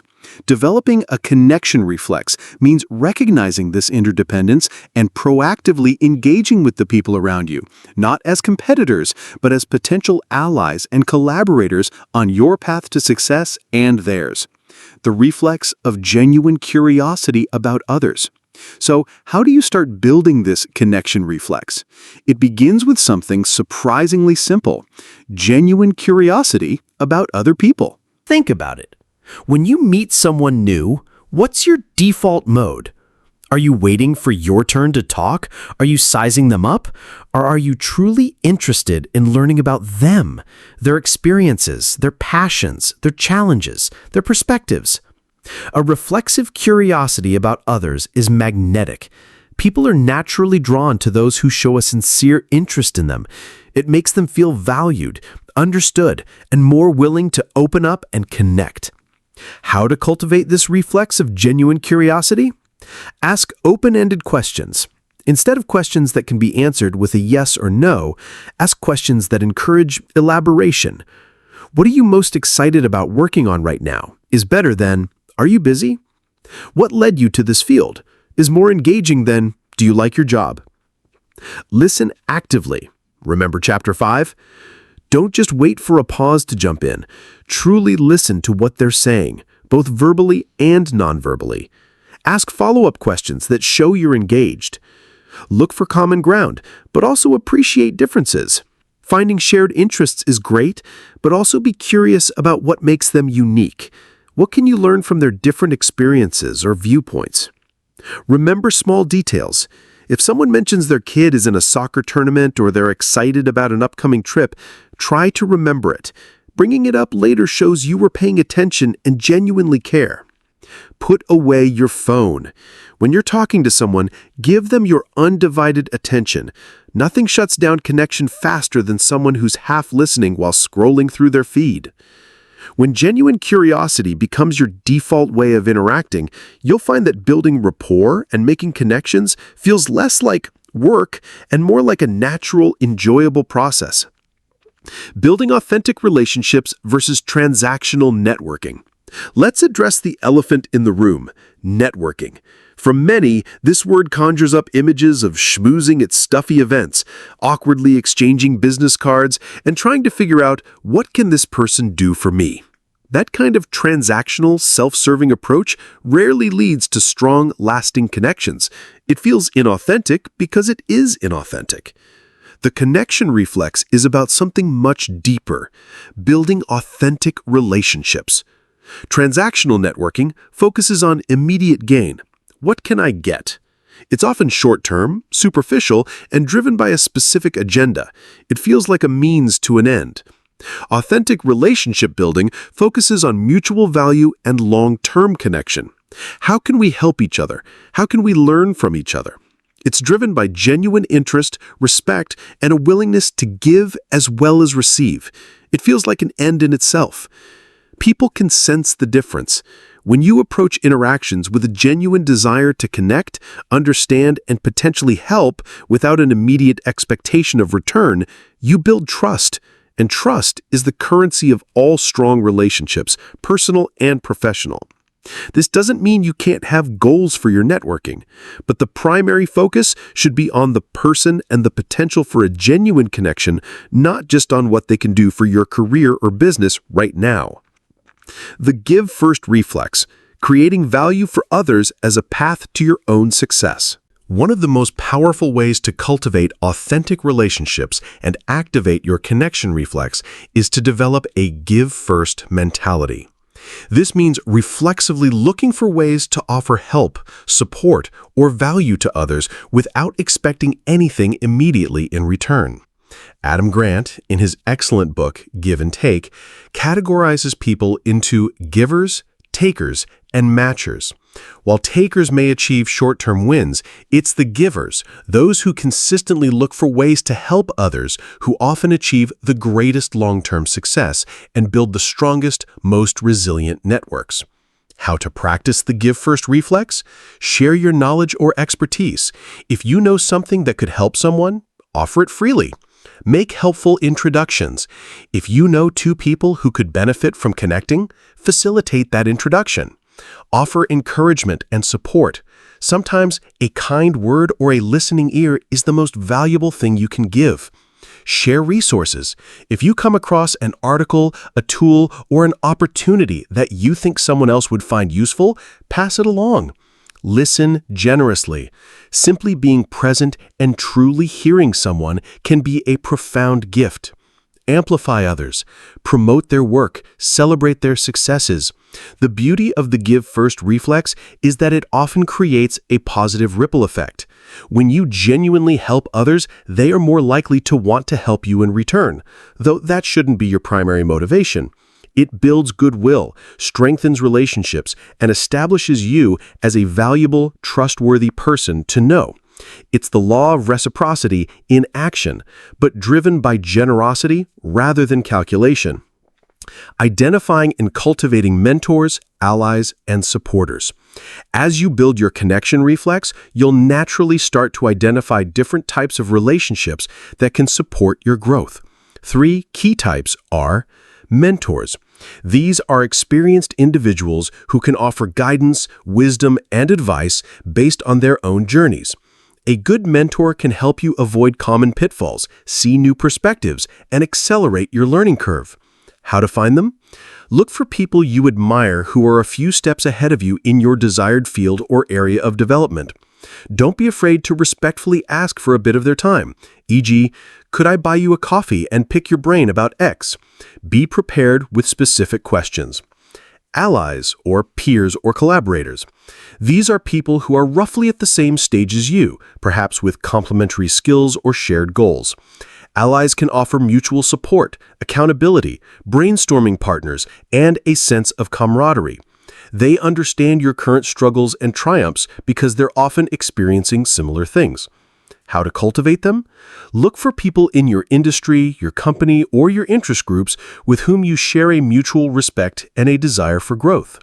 Propose collaborations, form mastermind groups, or simply schedule regular check-ins. Supporters, or champions. These are people who believe in you and your potential and who actively advocate for you and your work, often behind the scenes. They might open doors, make introductions, or speak up on your behalf. How they emerge? Supporters often develop organically from authentic relationships where you've consistently shown your character, competence, and perhaps practiced the give first reflex. You can't directly ask someone to be your champion, but you can create the conditions for it by being a valuable and trustworthy connection. Building a diverse network with these different types of relationships provides a robust support system for your journey. Communicating with impact, the reflex of clear, empathetic expression. All the curiosity and good intentions in the world won't build strong connections if you can't communicate effectively. Developing a reflex for clear, empathetic expression is crucial. Clarity. Know your message. Before you speak or write, be clear in your own mind what you want to convey. Be concise. Respect other people's time. Get to the point without rambling. Use simple language. Avoid jargon or overly complex sentences unless you're certain your audience understands it. Check for understanding, especially in important conversations. Paraphrase or ask, does that make sense? Empathy. Consider their perspective. Try to understand where the other person is coming from, even if you don't agree with them. What are their needs, concerns, and motivations? Validate their feelings. Acknowledging someone's emotions, like, I can see why you'd feel frustrated by that, can build rapport even during difficult conversations. Listen more than you talk. This goes back to genuine curiosity. Choose your words carefully. Think about the impact your words will have. When your default communication style is both clear and empathetic, you build trust, avoid misunderstandings, and create an environment where genuine connection can flourish. This isn't just about what you say, but how you say it and how well you listen. Case study: Liam's career pivot fueled by connection. Let me tell you about Liam. Liam was a talented architect who, after a decade in the field, felt a growing sense of burnout and a desire for a new challenge. He was interested in sustainable urban development, but had no direct experience or connections in that specific niche. He felt stuck. His initial reflex was to just keep his head down and hope something changed. Then, Liam decided to consciously activate his connection reflex. Genuine curiosity. He started researching people and organizations doing interesting work in sustainable development. He didn't just look at their websites, he tried to understand their mission and the why behind their work. Give first and authentic networking. Instead of asking for a job, he started attending local industry meetups and webinars. He'd listen intently, ask thoughtful questions, and if he saw an opportunity, he'd offer a small piece of value. Perhaps sharing an interesting article he'd read related to a speaker's topic, or connecting two people he met who had complementary interests. He focused on learning and contributing, not taking. Seeking mentorship, indirectly at first. Through these interactions, he identified a few key people whose work he truly admired. He followed their projects, engaged thoughtfully with their online content, and eventually reached out to one, Maria, not for a job, but to express his admiration for a specific project and ask if she'd be open to a brief informational interview about her career path. Building allies. At one meetup, He connected with another career changer, Chloe, who was also passionate about sustainable design. They became allies, sharing resources, practicing interview skills, and providing mutual encouragement. Communicating with impact. When he did get the informational interview with Maria, Liam was clear about his passion, his transferable skills from architecture, and his eagerness to learn. He listened more than he talked. Maria was impressed by Liam's genuine interest and proactive approach, his connection reflex in action. While she didn't have an opening at the time, she was so taken by his attitude that a few months later, when a project came up that needed someone with architectural insight and a passion for sustainability, she thought of him immediately. She became his champion.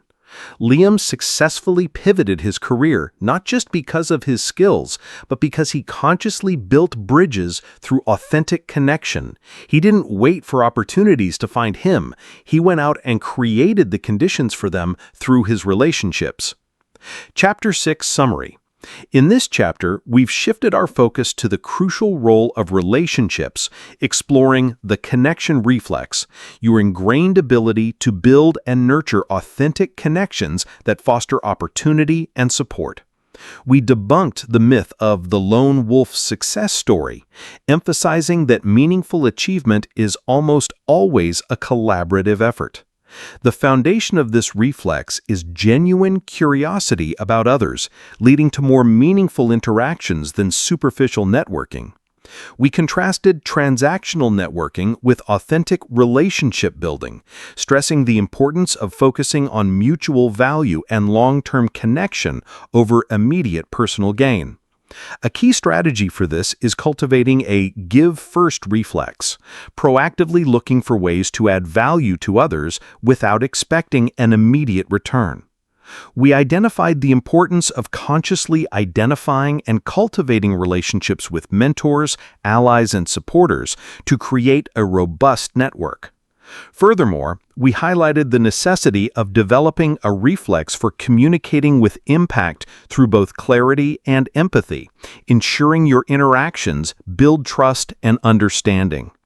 Finally, Liam's story provided a powerful example of how consciously activating the connection reflex through curiosity, giving, seeking guidance, and clear communication can fuel significant career changes and open doors that might otherwise remain closed. The core message is that your relationships are one of your most valuable assets. By developing a reflex for genuine, value-driven connection, you don't just build a network, you build a community that supports your growth and amplifies your success. Next, we'll tackle the inevitable challenges life throws our way by developing the resilience reflex. Chapter 7, The Resilience Reflex, Bouncing Back, Not Breaking Down. All right. We've covered a lot of ground in building your success reflexes, from mastering your inner game to engineering your environment, from leveraging micro wins to building powerful connections. You're assembling an incredible toolkit. But let's be real. No matter how well you plan, how skilled you become, or how strong your network is, life will inevitably throw you curveballs. You'll face setbacks, disappointments, high-pressure situations, and moments that test your limits. This isn't a sign that your success reflexes aren't working. It's simply a part of the human experience, especially when you're striving for meaningful goals. The question isn't if you'll encounter adversity, but how you'll respond when you do. This chapter is dedicated to forging the resilience reflex, your innate and practiced ability to not just withstand adversity, but to bounce back from it, learn from it, and even grow stronger because of it. It's about being more like a willow tree that bends in the storm, rather than an oak tree that rigidly resists and risks snapping. It's about bouncing back, not breaking down. Understanding stress and pressure, not enemies, but signals. First things first, let's reframe our relationship with stress and pressure. In our modern culture, these words often have a purely negative connotation. We see them as enemies to be avoided or eliminated at all costs. But what if that's not the whole story? From a biological standpoint, the stress response, that fight, flight, or freeze mechanism, is designed to help us deal with perceived threats and challenges. It floods our system with adrenaline and cortisol, heightens our senses, and mobilizes energy. In short bursts, this can be incredibly helpful, providing the focus and drive needed to meet a deadline, nail a presentation, or navigate a difficult situation. The problem arises when stress becomes chronic or when our perception of pressure becomes overwhelming and unmanageable. It's often not the stressor itself, but our interpretation and response to it that determines whether it empowers us or depletes us. The resilience reflex involves learning to see stress and pressure not as inherently bad, but as signals. A signal that something important is at stake. We usually don't feel pressure about things we don't care about. A signal that we might need to adjust our approach or resources. Perhaps we need to break a task down further, ask for help, or manage our energy differently. A signal that we are operating at the edge of our current capabilities. This is where growth happens, if we can learn to manage the discomfort. When you can start to see stress and pressure as neutral signals, or even as potential fuel, rather than as overwhelming threats, you gain a significant measure of control over your response. Building emotional shock absorbers, techniques for managing adversity. Just like a car has shock absorbers to smooth out a bumpy road, you can develop emotional shock absorbers to help you navigate the ups and downs of life with greater stability and less jarring impact. These are practices and mindsets that cushion the blow of adversity and help you maintain your equilibrium. Here are some key techniques to build your emotional shock absorbers. Mindfulness and grounding practices. Mindfulness, paying attention to the present moment without judgment. Even a few minutes of daily mindfulness meditation can help you become less reactive to stressful thoughts and emotions. It creates a space between stimulus and response. Grounding. When you feel overwhelmed, bring your attention to your physical senses. Notice 5 things you can see, 4 things you can touch, 3 things you can hear, 2 things you can smell, and 1 thing you can taste. This pulls you out of a racing mind and into the present. Simple deep breathing, inhaling for 4 counts, holding for 4, exhaling for 6, can also be incredibly grounding. Physical well-being as a foundation. Sleep. Chronic sleep deprivation severely undermines your ability to manage stress and emotions. Prioritize getting enough quality sleep. Nutrition.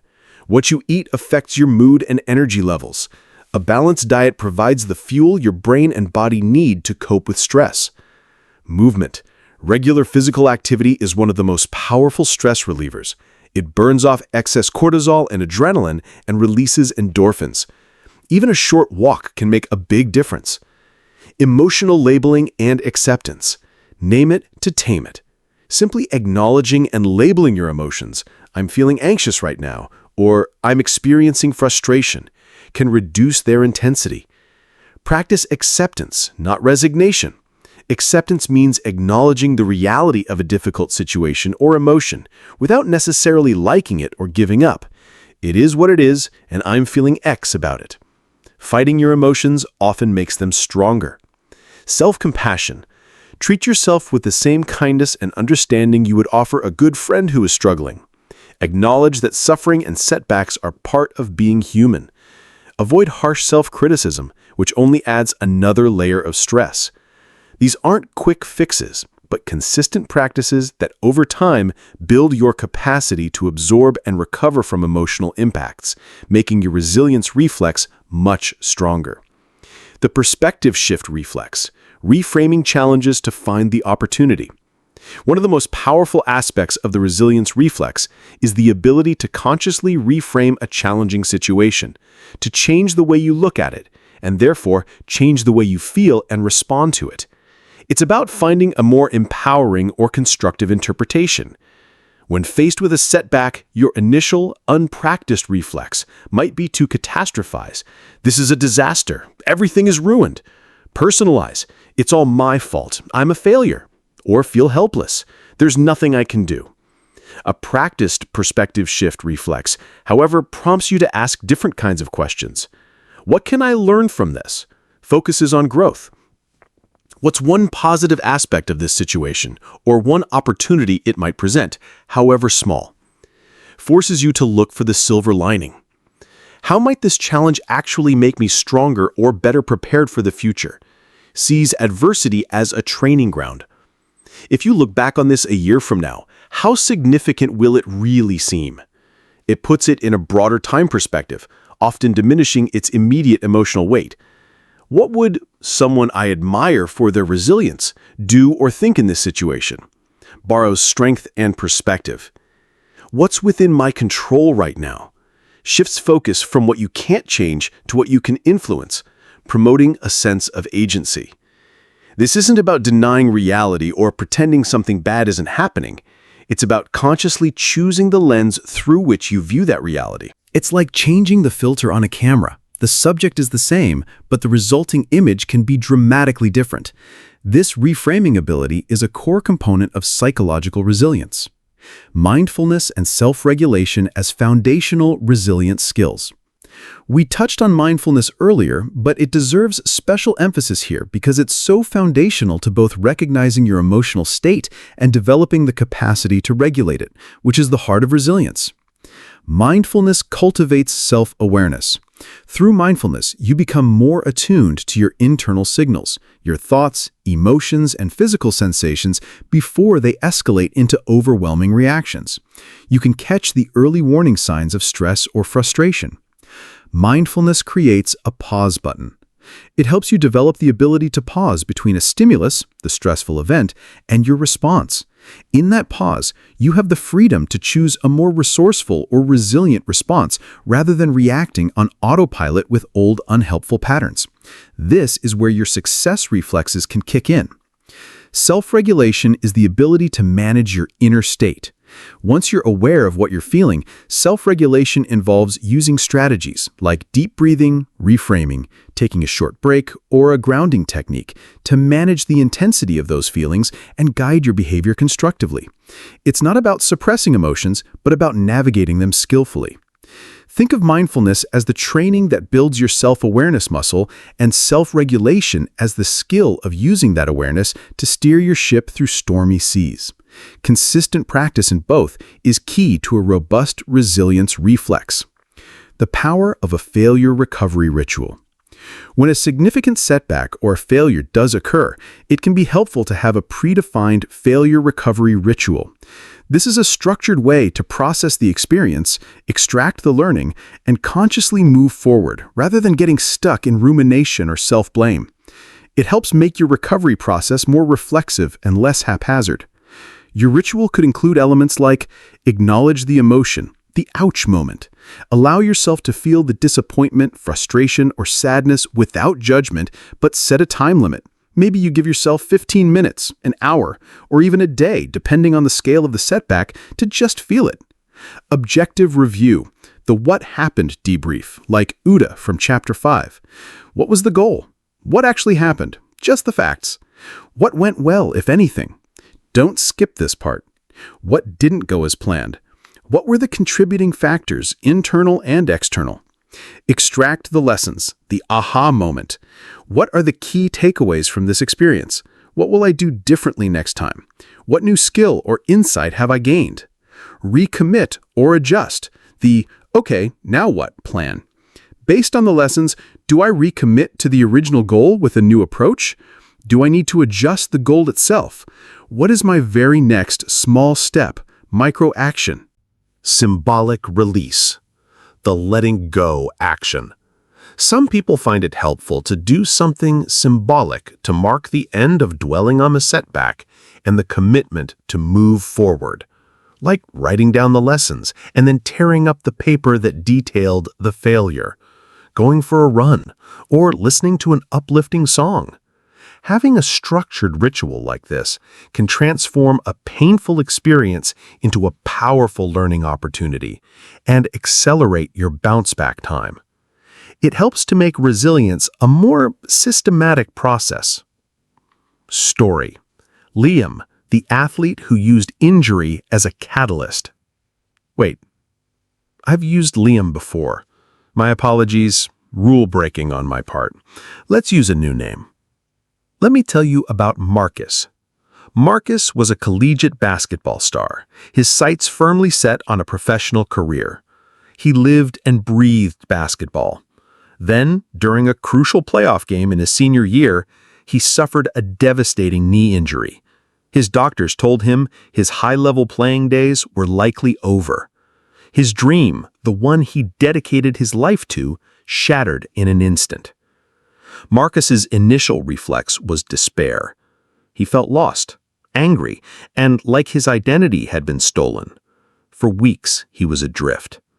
But Marcus, even without knowing the term, began to activate what would become his resilience reflex. Acknowledging the ouch, he allowed himself to grieve the loss of his basketball career. He talked to trusted friends and a sports psychologist. He didn't try to just suck it up. Perspective shift, gradual. With support, he started to ask different questions. Okay, so this door has closed. Are there any other doors? What else am I good at? What else do I care about? He remembered his love for strategy, for mentoring younger players, and his knack for analyzing game footage.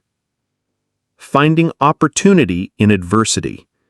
He realized his deep understanding of the game could be valuable in other ways. He started volunteering as an assistant coach for a local youth team. He found he had a talent for teaching and motivating. Building new skills. Adaptive action. He decided to go back to school to get a degree in sports management and coaching. The discipline and dedication he'd honed as an athlete, he now applied to his studies and his coaching development. Reframing his identity. He was no longer Marcus, the injured basketball player. He became Marcus, the aspiring coach and mentor. Marcus's injury was undeniably a massive setback, but by working through the pain, reframing his situation, and finding new avenues for his passion and skills, he built a new and fulfilling career. He often said later that while he would never have wished for the injury, it ultimately forced him to develop parts of himself he never knew he had, and led him to a different kind of success he found deeply rewarding. His resilience reflex didn't just help him bounce back, it helped him bounce forward into a new and meaningful chapter.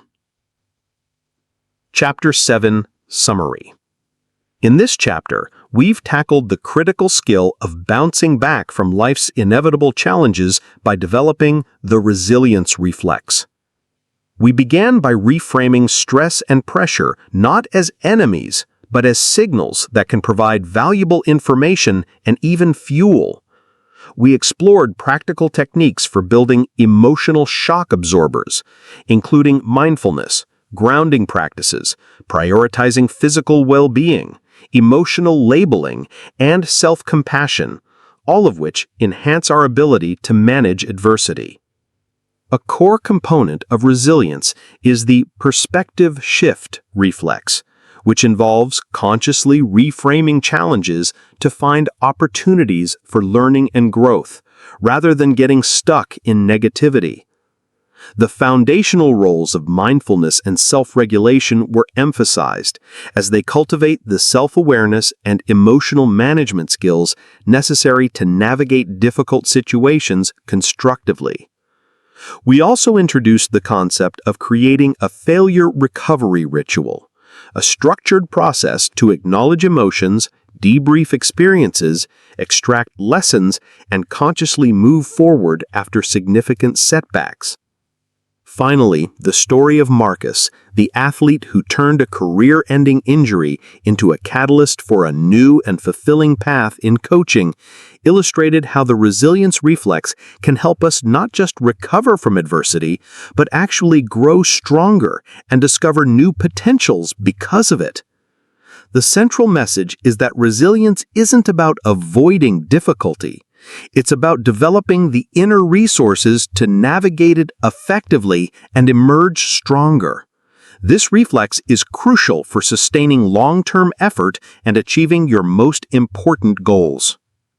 Next, in an increasingly noisy world, we'll focus on the indispensable reflex of mastering your attention.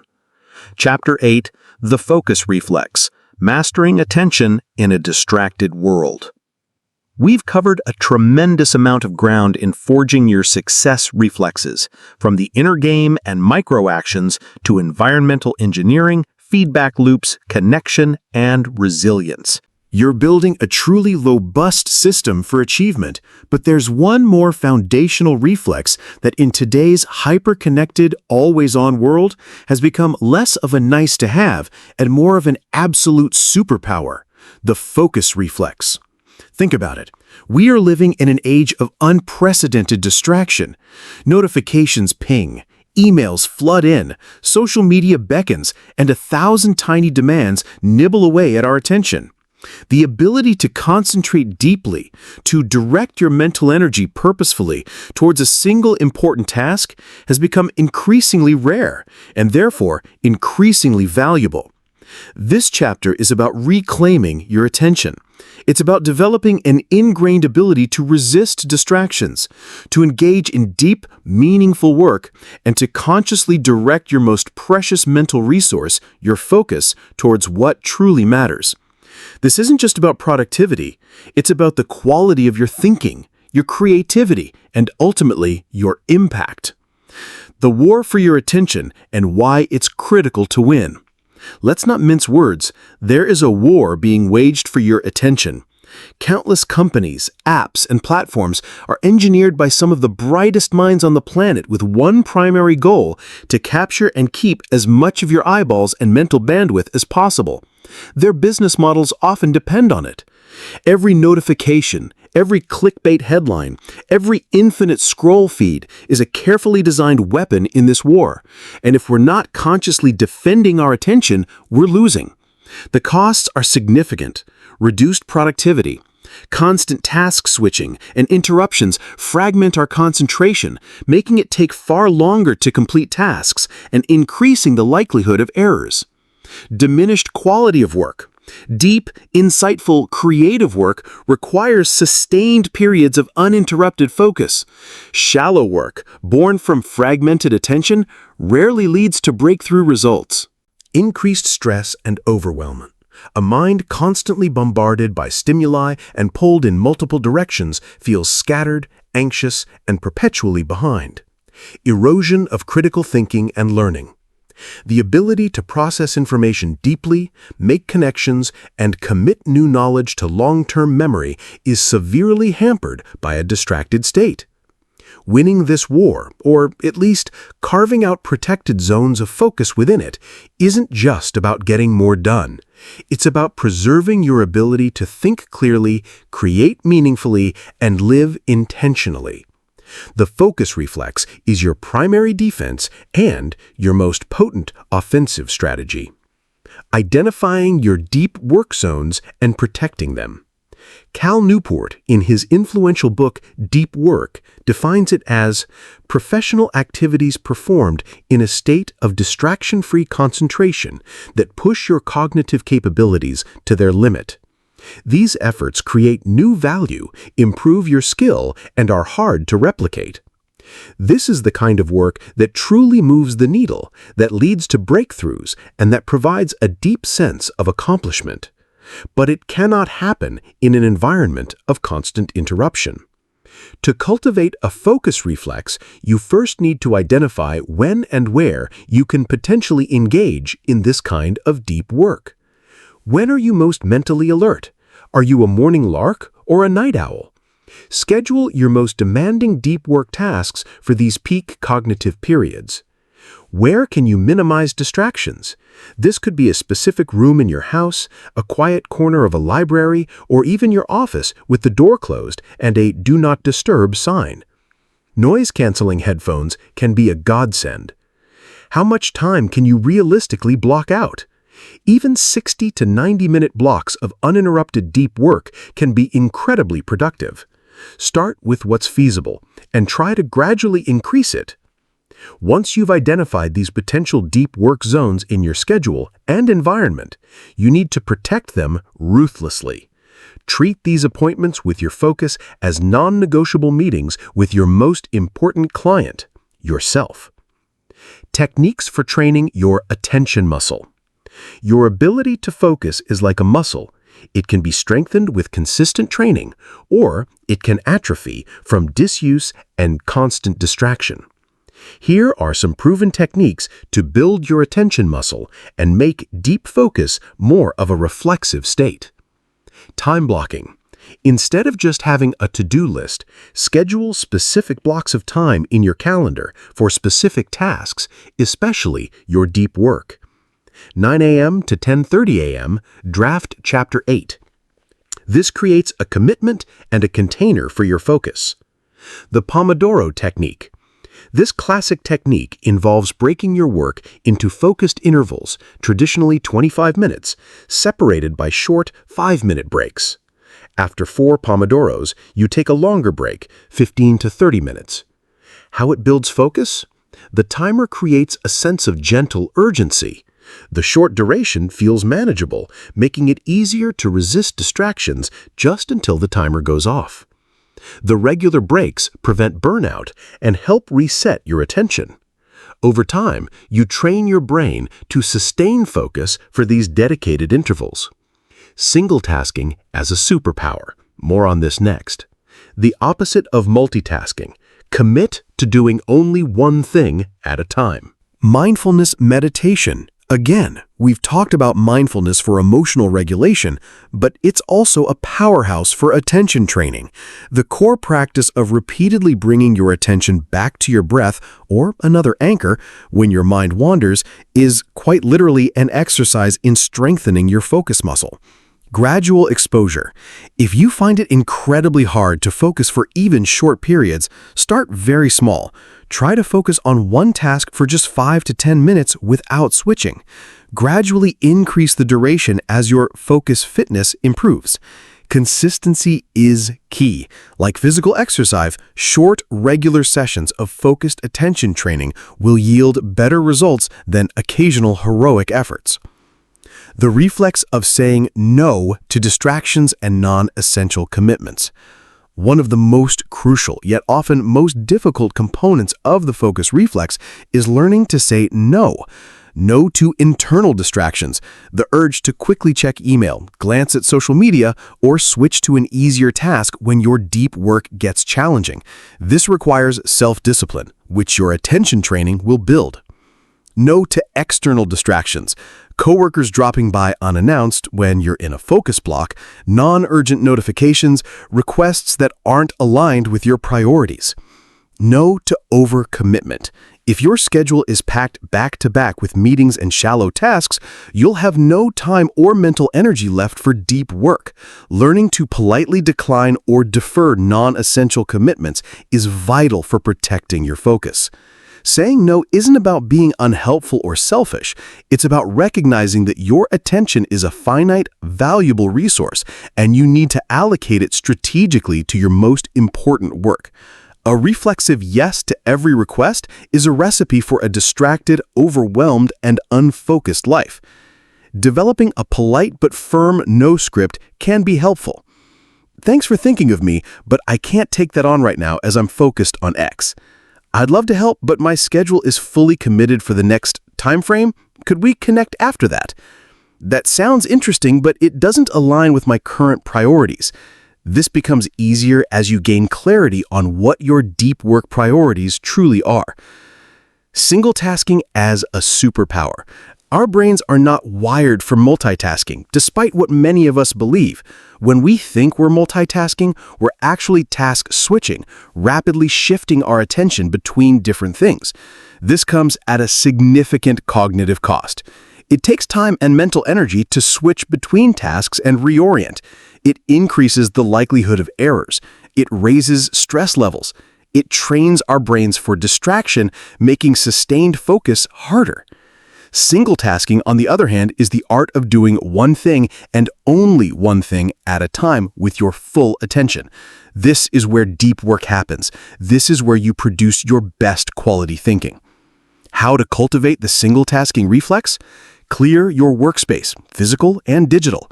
Close unnecessary tabs on your browser. Put your phone out of sight or on Do Not Disturb. Clear clutter from your desk. Create an environment conducive to focusing on one thing. Define the single task. Be very clear about what you are working on during this block of time. Resist the urge to switch. When the temptation arises to check email, look something else up, or start another task, notice it. Pause and gently redirect your attention back to the single task at hand. This is where your mindfulness training pays off. Batch similar shallow tasks. Instead of constantly switching to answer emails as they arrive, schedule specific blocks of time for email processing or administrative tasks. This allows you to single task even on your shallow work. Making single tasking your default mode of operation when engaged in important work is a cornerstone of the focus reflex. It might feel unnatural at first in our hyper-stimulated world, but the rewards in terms of productivity and quality are immense. How Sophia went from constantly overwhelmed to calmly productive by mastering her focus. Let me tell you about Sophia. Sophia was a marketing consultant known for her creativity, but she was drowning. She worked long hours, juggled multiple clients, and felt like she was constantly putting out fires. Her days were a whirlwind of emails, meetings, urgent requests, and social media pings. She was always busy, but rarely felt like she was making meaningful progress on her most important strategic projects. Her default reflex was to react to whatever seemed most urgent in the moment. She was, in her own words, a slave to the notification. Sophia decided she needed to develop a focus reflex. The war for attention audit. She tracked her time for a week and was horrified to see how much of it was lost to context switching and digital distractions. This was her wake-up call. Identifying deep work zones. She realized her best thinking time was early morning, before the daily deluge of client communications. She started blocking out 7 a.m. to 9 a.m. as her sacred, untouchable deep work time. Attention muscle training. She committed to the Pomodoro technique during these blocks. Initially, even 25 minutes felt like an eternity, but she persisted. She also started a 10-minute daily mindfulness practice. Digital Feng Shui, Chapter 4 in action. She turned almost all notifications on her phone and computer. She instituted email-free mornings during her deep work blocks, only checking and responding to emails at designated times later in the day. The no reflex. She became more discerning about which meetings she accepted and which client requests were truly urgent versus urgent feeling. She learned to politely push back or delegate tasks that didn't require her unique strategic input. Single tasking. When working on a client strategy document, that was the only thing on her screen and in her mind. No more bouncing between 5 different projects at once. The transformation was remarkable. Sophia found that in her 2 hours of focused, deep work, she could accomplish more high-quality strategic thinking than she used to in an entire fragmented day. She felt less stressed, more in control, and her clients noticed the improved quality and thoughtfulness of her work. She went from feeling constantly overwhelmed and reactive to calmly productive and proactive. Mastering her focus didn't just change how she worked, it changed how she felt about her work and her life. Chapter 8 Summary. In this chapter, we've explored the critical importance of the focus reflex in our increasingly distracted world. We acknowledge the ongoing war for your attention and the significant costs of losing that battle in terms of productivity, work quality, and well-being. The concept of deep work, sustained, distraction-free concentration on cognitively demanding tasks, was highlighted as essential for creating high value. We discussed practical strategies for identifying and protecting your deep work zones. Key techniques for training your attention muscle were introduced, including time blocking, the Pomodoro technique, and consistent mindfulness practice. A crucial component of the focus reflex is learning to say no to internal and external distractions, as well as to non-essential commitments that dilute your attention.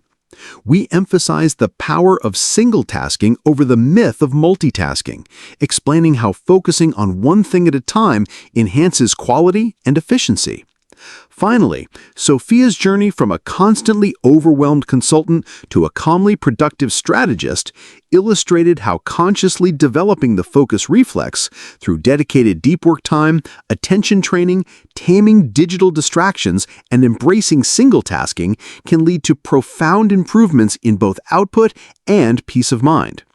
The core message is that your attention is your most valuable currency. By developing a focus reflex, you learn to invest it wisely, protect it fiercely, and leverage it to produce your best work and live a more intentional life. In our next chapter, we'll look at how to channel this focused energy into creating real value for the world. Chapter 9, The Value Creation Reflex, Finding Your Unique Contribution.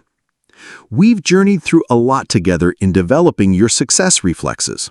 You're learning to master your inner game, build habits, shape your environment, learn from feedback, connect authentically, bounce back from adversity, and sharpen your focus. These are all incredibly powerful tools for personal achievement and effectiveness. But true, lasting success, the kind that brings not just accomplishment, but also deep fulfillment, often comes when we shift our focus from "what can I get" to "what can I give?" This is where the value creation reflex comes into play. This chapter is about cultivating an ingrained tendency to identify needs, solve problems, and contribute your unique talents and skills in ways that benefit others, whether that's in your job, your business, your community, or your personal life. It's about moving beyond simply being busy or productive to being genuinely valuable. When creating value for others becomes your default mode, success often follows as a natural byproduct. Shifting from "what can I get" to "what can I give?" So much of the traditional discourse around success can inadvertently focus on acquisition, getting the promotion, getting the sale, getting the recognition, getting the wealth. And while these outcomes can be part of a successful life, if they are the primary drivers, the pursuit can sometimes feel empty or unsustainable. The value creation reflex encourages a fundamental shift in orientation. It asks, what problems can I help solve? Whose life can I make a little better, easier, or more enjoyable? What unique skills or perspectives do I have that could benefit others or my organization? How can I contribute in a way that truly matters? This isn't about neglecting your own needs or becoming a martyr. It's about understanding that one of the most reliable paths to achieving your own goals is by first helping others achieve theirs. When you focus on delivering genuine value, you become indispensable. You build trust, and you create opportunities that might never have arisen if your sole focus was self-gain. Think about the businesses, products, or services you admire most. Chances are they succeed because they provide significant value to their customers. They solve a real problem, meet a genuine need, or offer a delightful experience. The same principle applies to individuals. Identifying your core strengths, passions, and how they intersect with the world's needs. To effectively create value, you need to understand what you uniquely have to offer. This involves a bit of introspection to identify the intersection of three key areas. Your core strengths. What are you naturally good at? What skills have you developed that come relatively easily to you and that others might struggle with? What do people consistently compliment you on or ask for your help with? Think back to your self-perception work in Chapter 2. Examples: problem-solving, communication, organization, empathy, technical proficiency in a specific area, creativity, teaching, strategic thinking. Your passions and interests. What genuinely energizes and engages you? What topics could you talk about for hours? What activities make you lose track of time? When you align your value creation with your passions, it feels less like work and more like a calling. Your enthusiasm becomes infectious and fuels your best efforts. Examples: helping others learn, building things, improving systems, connecting people, artistic expression, environmental sustainability, technological innovation, the world's needs or your organization's or community's needs. Where are the gaps, the problems? the unmet desires around you. What challenges are people or organizations facing that you might be able to address? This requires an outward focus, observing, listening, and empathizing, tying back to your feedback reflex from Chapter 5 and connection reflex from Chapter 6. Examples: need for better communication tools, desire for more sustainable products, challenges with employee engagement, lack of access to quality education in a specific area. The sweet spot for value creation lies where these three circles overlap. When you can leverage your strengths in an area you're passionate about to address a real need in the world or your immediate environment, you're poised to make a significant and fulfilling contribution. This isn't always obvious at first. It can take exploration and experimentation. The reflex of spotting problems and seeing them as opportunities to provide solutions. Many people see problems and their reflex is to complain, to get frustrated, or to wait for someone else to fix them. The value creation reflex trains a different response, to see problems as opportunities in disguise. Every unsolved problem, every unmet need, every point of friction or frustration is a potential opening for someone to step in and create value by offering a solution. This requires a shift from a problem-focused mindset to a solution-focused one. How to cultivate this problem spotting as opportunity reflex? Listen actively to complaints, yours and others. Complaints often highlight pain points. Instead of just sympathizing, ask, what could make this better? Observe inefficiencies. Where are things clunky, slow, or wasteful? Could a better process, tool, or approach create value? Ask, what if? What if this process could be twice as fast? What if this product was more user-friendly? What if this service was more accessible? Look for jobs to be done. People hire products or services to do a job for them. What jobs are currently being done poorly or not at all? This is a concept from Clayton Christensen. Don't be afraid of boring problems. Sometimes the most valuable solutions are for seemingly mundane but widespread issues. When your reflex is to dissect a problem and immediately start brainstorming potential solutions, you position yourself as a proactive, valuable contributor. Developing an innovation reflex, constantly looking for ways to improve and add value. Value creation isn't a one-time event. It's an ongoing process. The innovation reflex is the ingrained habit of constantly looking for ways to improve existing things or create new forms of value. This doesn't necessarily mean inventing the next iPhone. Innovation can be incremental and happen in any field. It's about asking, how can this be done better, faster, or more efficiently? What's the next level for this product, service, or process? Are there emerging trends or technologies we could leverage to create more value? What small tweak could make a big difference in the user experience or outcome? This reflex keeps you from becoming complacent.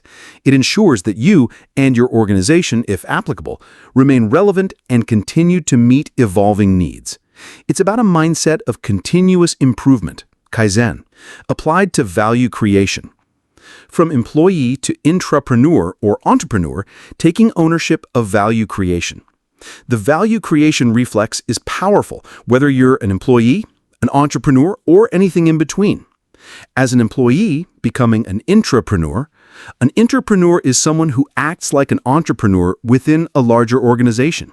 They don't just do their assigned tasks. They proactively look for ways to improve processes, solve problems, develop new ideas, and contribute to the company's success beyond their job description. They take ownership. Employees with a strong value creation reflex are often the ones who get noticed, get promoted, and find their work more engaging and fulfilling. They see their role not just as a set of duties, but as a platform for contribution. As an entrepreneur, for an entrepreneur, the value creation reflex is the lifeblood of their business. A successful business is, at its core, a value delivery system. Entrepreneurs are constantly identifying needs and building solutions to meet them. Their ability to create and deliver compelling value determines their viability and growth. Regardless of your role, taking full ownership of your capacity to create value transforms your relationship with your work. You're no longer just filling a slot. You're actively shaping outcomes and making a difference. Example, Mason, who turned a passion into a thriving community hub. Let me introduce you to Mason. Mason had always been passionate about sustainable living and local food systems. He worked a standard office job, but his weekends were spent gardening, visiting farmers markets, and reading everything he could about community-supported agriculture, CSA. He noticed a few problems in his suburban town: limited access to fresh, locally sourced organic produce outside of the once-a-week farmers market, a disconnect between local residents and the farmers in the surrounding rural areas, a desire among many of his neighbors to eat healthier and support local businesses, but a lack of convenient options. Mason's value creation reflex kicked in. He didn't just complain about the lack of options. He saw an opportunity. Intersection. His passion, local food, sustainability, met his strengths. He was organized, good at logistics from a previous hobby, and a friendly communicator, and intersected with a clear community need. Problem as opportunity. The problem of limited access became the opportunity to create a solution. Innovation. Small scale. He started small. He initially coordinated a small buying club among a few friends, sourcing directly from a couple of local farms. Then he thought, how can I make this better and more accessible? Taking ownership. He decided to take a leap. He quit his office job and, with a small loan and a lot of hustle, opened the local Sprout, a small storefront that wasn't just a grocery store, but a community hub. It offered fresh produce from nearby farms, locally made goods, workshops on canning and composting, and a space for people to connect. Mason wasn't just selling vegetables, he was creating a whole ecosystem of value. He was providing convenient access to healthy food, supporting local farmers, educating his community, and fostering connections. The local Sprout became a beloved local institution, and Mason, while working hard, felt a deep sense of fulfillment he'd never experienced in his previous job. His reflex to spot a need and build a valuable solution around his passion transformed his life and his community. Chapter 9. Summary. In this chapter, we explored the transformative power of the value creation reflex, an ingrained focus on contributing your unique talents to benefit others and solve problems. This involves a crucial shift in mindset from "what can I get" to "what can I give?" Understanding that helping others achieve their goals is a reliable path to your own. A key step is identifying the intersection of your core strengths, your passions, and the world's or your community's or organization's needs. This sweet spot is where you can make your most impactful and fulfilling contributions. We emphasized developing a reflex to see problems not as obstacles, but as opportunities to provide solutions. Cultivating an innovation reflex, constantly looking for ways to improve and add value, keeps your contributions relevant and impactful. We also discussed how taking ownership of value creation can transform your role, whether you're an employee acting as an entrepreneur or an entrepreneur building a business from the ground up.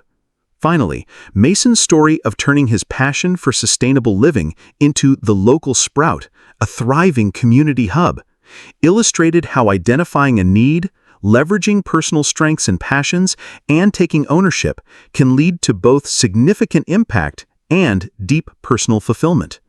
The core message is that when your default mode is to seek out ways to make a genuine positive difference, success and fulfillment often follow naturally. This outward-facing reflex complements all the internal work you've done, channeling your developed capabilities into meaningful action.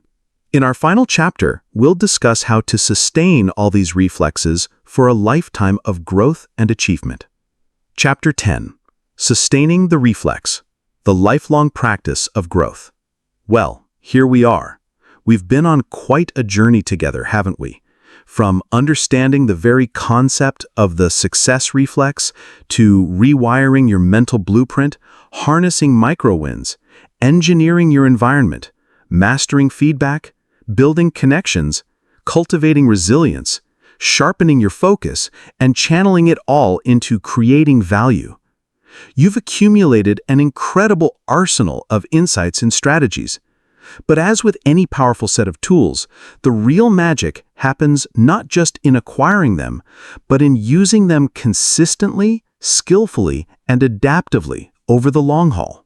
This final chapter isn't about learning a new reflex.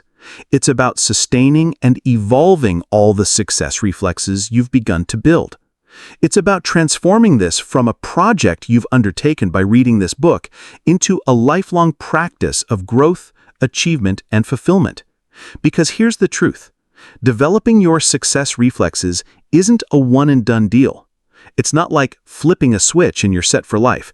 It's more like tending a garden. It requires ongoing attention, nurturing, and occasional weeding to keep it thriving. The danger of complacency once success starts flowing. It's a wonderful thing when your new reflexes start to kick in, when you see positive changes, when success starts to flow more easily. You feel more confident, more capable, more in control. And you should absolutely celebrate that. But there's a subtle danger that can creep in with success: complacency. It's that comfortable feeling where you think, okay, I've got this figured out. I can ease off now. The old habits, the old thought patterns are patient.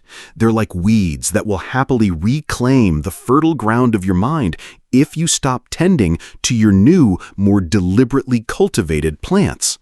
The moment you think you've arrived is often the moment you stop growing. And in a constantly changing world, if you're not growing, you're inadvertently falling behind. Sustaining your success reflexes requires vigilance against this seductive pull of complacency. It requires an understanding that this is a dynamic process, not a static state. Building a continuous improvement reflex, Kaizen, for your life. The antidote to complacency is to build one more overarching meta-reflex, the continuous improvement reflex.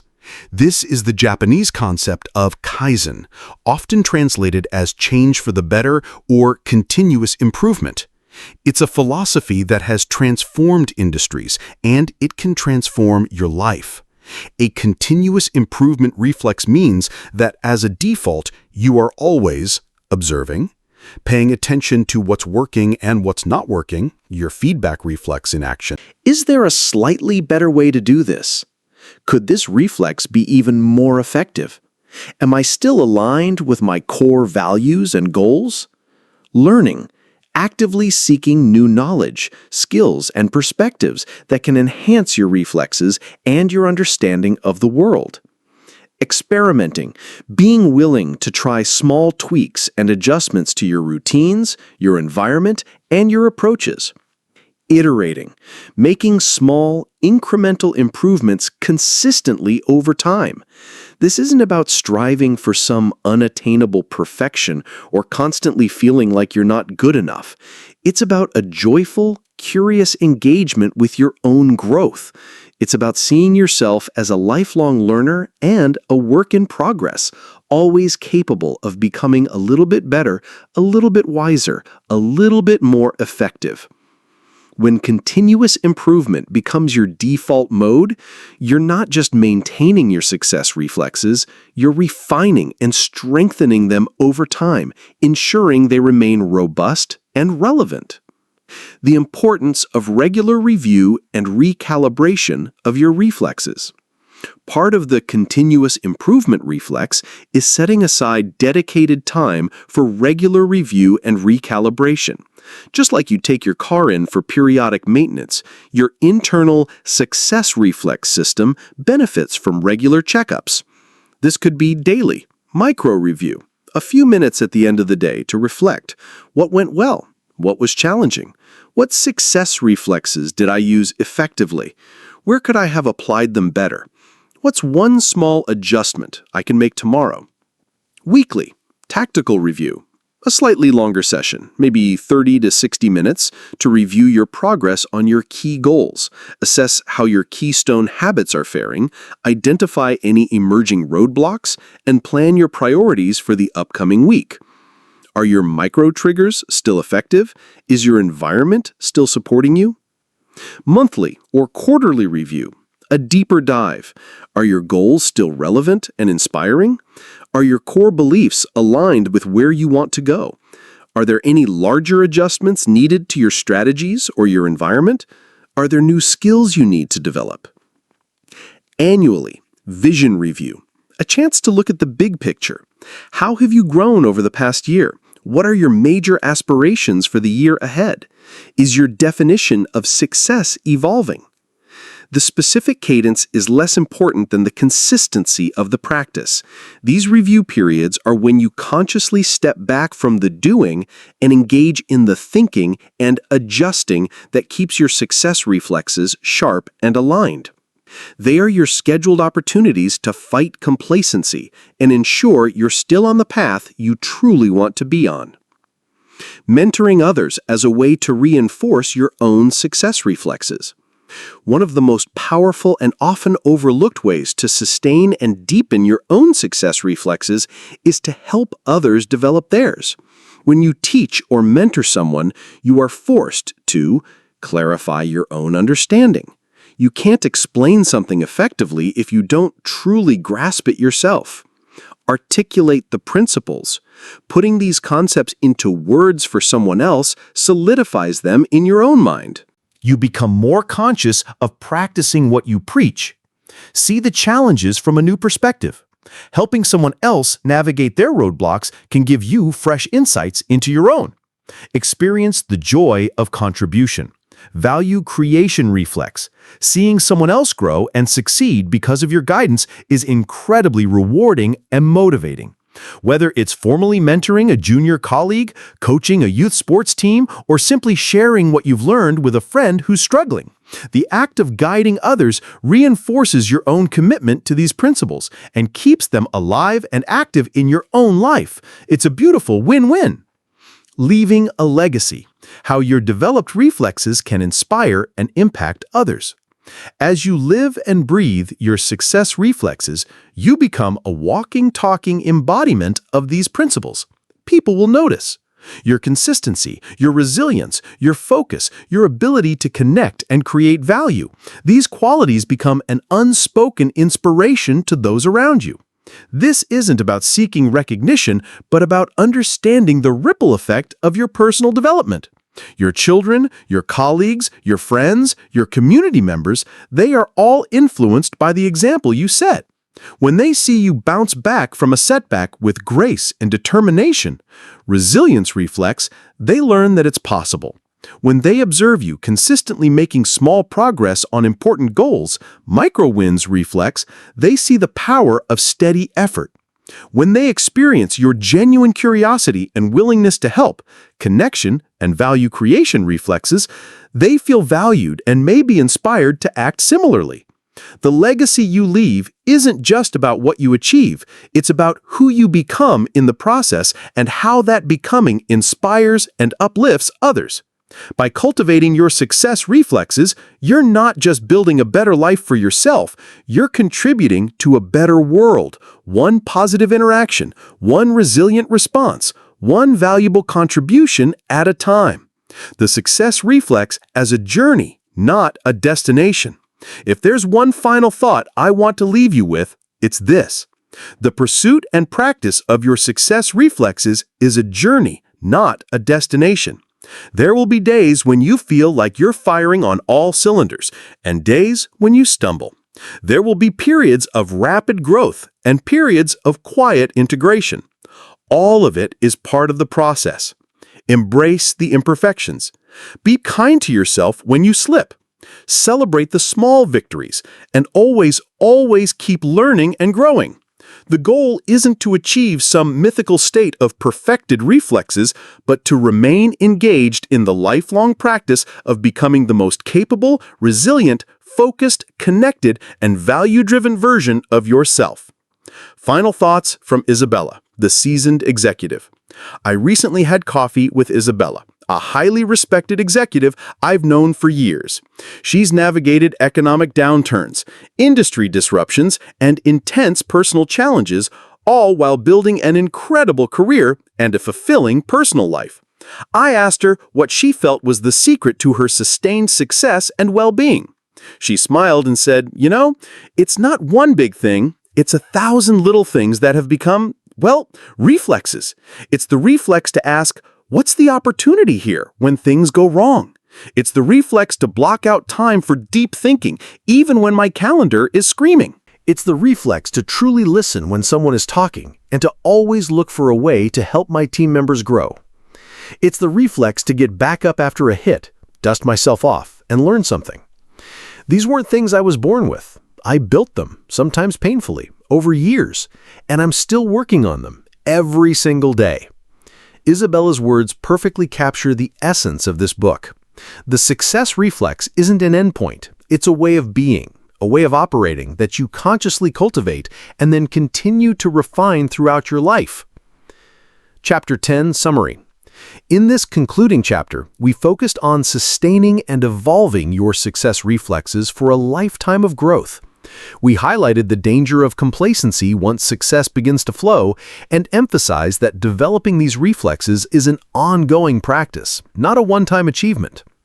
The key to combating complacency is building a continuous improvement reflex, Kaizen, which involves a default mode of observing, questioning, learning, experimenting, and iterating. We stressed the importance of regular review and recalibration of your goals and reflexes through daily, weekly, monthly, and annual check-ins to ensure alignment and continued progress. A powerful way to reinforce your own learning is mentoring or teaching others, as this solidifies your understanding and commitment. We also explored how living by your success reflexes can leave a lasting legacy, inspiring those around you through your example. Finally, we reiterated that this is a journey, not a destination. The goal is not perfection, but a lifelong engagement with growth. Isabella's story as a seasoned executive underscored that sustained success comes from the daily practice and refinement of these internal reflexes over many years. The ultimate message is that by committing to the lifelong practice of nurturing your success reflexes, you are not just setting yourself up for achievement, but for a life of continuous learning, meaningful contribution, and deep, evolving fulfillment. Conclusion: becoming the architect of your success reflex. Well, my friend, we've reached the end of this particular part of our journey together, but in many ways, your true adventure is just beginning. We've explored the incredible landscape of the human mind, the power of small, consistent actions, the influence of our environment, and the profound impact of our connections, resilience, focus, and contributions. You now hold the blueprint for the success reflex. But a blueprint, no matter how detailed or brilliant, is just a plan on paper. The real magic happens when you pick up the tools and start building. And that's precisely what you are now equipped to do, to become the conscious, intentional architect of your own success reflexes. Recap of the core principles, the pillars of your new success-oriented operating system. Let's quickly revisit the core pillars we've constructed together, the foundational elements of your new success-oriented operating system. Understanding the reflex. Chapter 1. We deconstructed old myths about success and introduced the core concept that success can become an almost automatic, ingrained response, much like learning to ride a bike, thanks to the power of neuroplasticity. The inner game. Chapter 2. We dove into your mental blueprint, learning to identify and rewrite limiting beliefs and cultivate a possibility mindset. This is where the internal rewiring begins. Micro-triggers and micro-wins. Chapter 3. We learned to bypass overwhelm by breaking down big goals into laughably small actions, initiated by tiny cues, and building momentum through consistent small victories. Engineering your environment. Chapter 4. We recognized our surroundings as powerful influencers of behavior and learned to design our physical, social, and digital spaces to support our desired reflexes. The feedback reflex. Chapter 5. We reframed failure as invaluable data, cultivating the ability to learn, adapt, and course-correct quickly and effectively from every experience. The connection reflex. Chapter 6. We explored the power of authentic human relationships, shifting from transactional networking to building genuine bridges of opportunity through curiosity and a give-first mentality. The Resilience Reflex, Chapter 7. We focused on building emotional shock absorbers and the ability to bounce back from adversity, not just intact, but stronger and wiser. The Focus Reflex, Chapter 8. In a world vying for our attention, we learn to protect and train this precious resource, enabling deep work and intentional action. The Value Creation Reflex, Chapter 9. We shifted our perspective towards finding our unique contribution, understanding that creating genuine value for others is a profound pathway to fulfillment and success. Sustaining the Reflex, Chapter 10. We committed to this as a lifelong practice of growth, embracing continuous improvement and vigilance against complacency. These aren't just isolated techniques, they are interconnected components of a holistic system. The compounding power of integrated success reflexes. Think about each of these reflexes like a gear in a complex, finely tuned machine. When one gear starts to turn smoothly, it helps the next one engage. And when all the gears are working in harmony, the machine doesn't just run, it hums with power and efficiency. That's the compounding power of integrated success reflexes. Your focus reflex allows you to engage in the deep work needed to build a new skill, which strengthens your value creation reflex. Your resilience reflex helps you navigate the setbacks that inevitably occur when you're trying new things, which is supported by your feedback reflex, helping you learn from those setbacks. Your connection reflex might bring you an opportunity, which your ability to manage your inner game and leverage micro wins allows you to capitalize on. Your engineered environment makes it easier to practice all these reflexes consistently, leading to sustained growth. They build on each other. They reinforce each other. Over time, the synergistic effect is far greater than the sum of its parts. This isn't just about adding a few good habits. It's about fundamentally upgrading your entire personal operating system so that success, in whatever way you define it, becomes a more natural, consistent, and fulfilling part of your life. A final, empowering message. You have the tools. Now build your masterpiece. If there's one thing I hope you take away from this book, it's a profound sense of your own agency. You are not a passive recipient of circumstances. You are not defined solely by your past habits or your current challenges. You have within you an incredible capacity for change, for growth, for achievement. You have a brain that can rewire itself, a spirit that can learn and adapt, and now a comprehensive set of tools and strategies to consciously direct that process. The path won't always be easy. There will be moments of doubt, frustration, and a desire to revert to old, familiar patterns. That's normal. That's human.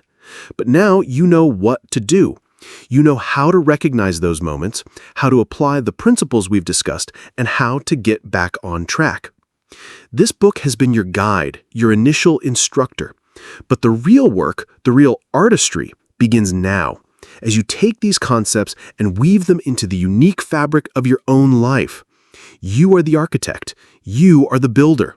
Your life is your masterpiece in progress. Don't aim for perfection. Aim for progress. Don't wait for motivation. Create it through action. Don't let fear hold you back. Let your well-honed reflexes carry you forward. Your first 90-day Success Reflex Challenge. To help you translate the insights from this book into tangible, lasting change, I want to issue you a friendly challenge. Your first 90-day Success Reflex Challenge. Why 90 days? It's a significant enough period to establish new neural pathways and make new behaviors feel more automatic. Yet, it's a focused time frame that feels manageable. Here's a simple framework. Choose 1 to 3 core reflexes to focus on. Don't try to implement everything at once.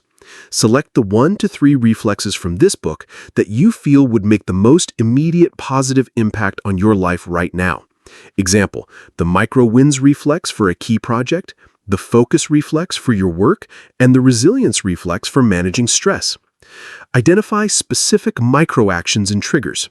For each chosen reflex, identify 1 to 2 ultra-small daily or weekly actions and their corresponding triggers as we discussed in Chapter 3. Make them so easy you can't say no. Identify your keystone habit for support. What one keystone habit, Chapter 3, will underpin this 90-day challenge?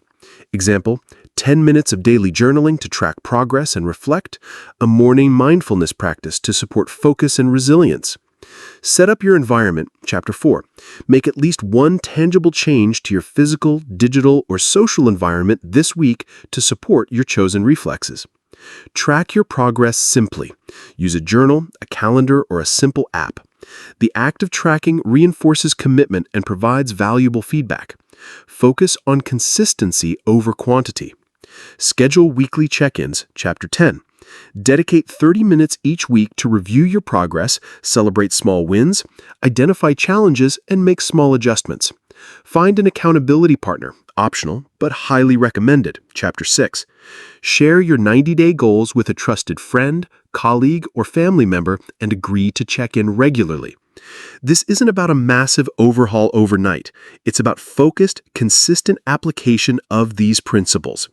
Imagine where you could be and how different you might feel 90 days from now by simply committing to these small, intelligent actions. This book is a starting point. The real value comes from your continued engagement with these ideas and your commitment to your own growth. Revisit this book. Don't let it gather dust on your shelf. Dip back into chapters that resonate or when you're facing a specific challenge. You'll often find new insights on a second or third reading. Keep learning. The world of personal development and neuroscience is always evolving. Stay curious. Read other books, listen to podcasts, attend workshops. Integrate new knowledge into your Success Reflex framework. Most importantly, practice, experiment, adapt, persist. The power to transform your life, to achieve your goals, and to experience deep fulfillment doesn't lie in some external secret. It lies within you, in your capacity to cultivate these powerful, positive, internal success reflexes. You have everything you need. The time to begin is now. Go out there and build the life you truly desire, one reflex at a time. I'm cheering you on every step of the way. Thank you for allowing me to be a part of your journey. Now, go make it happen.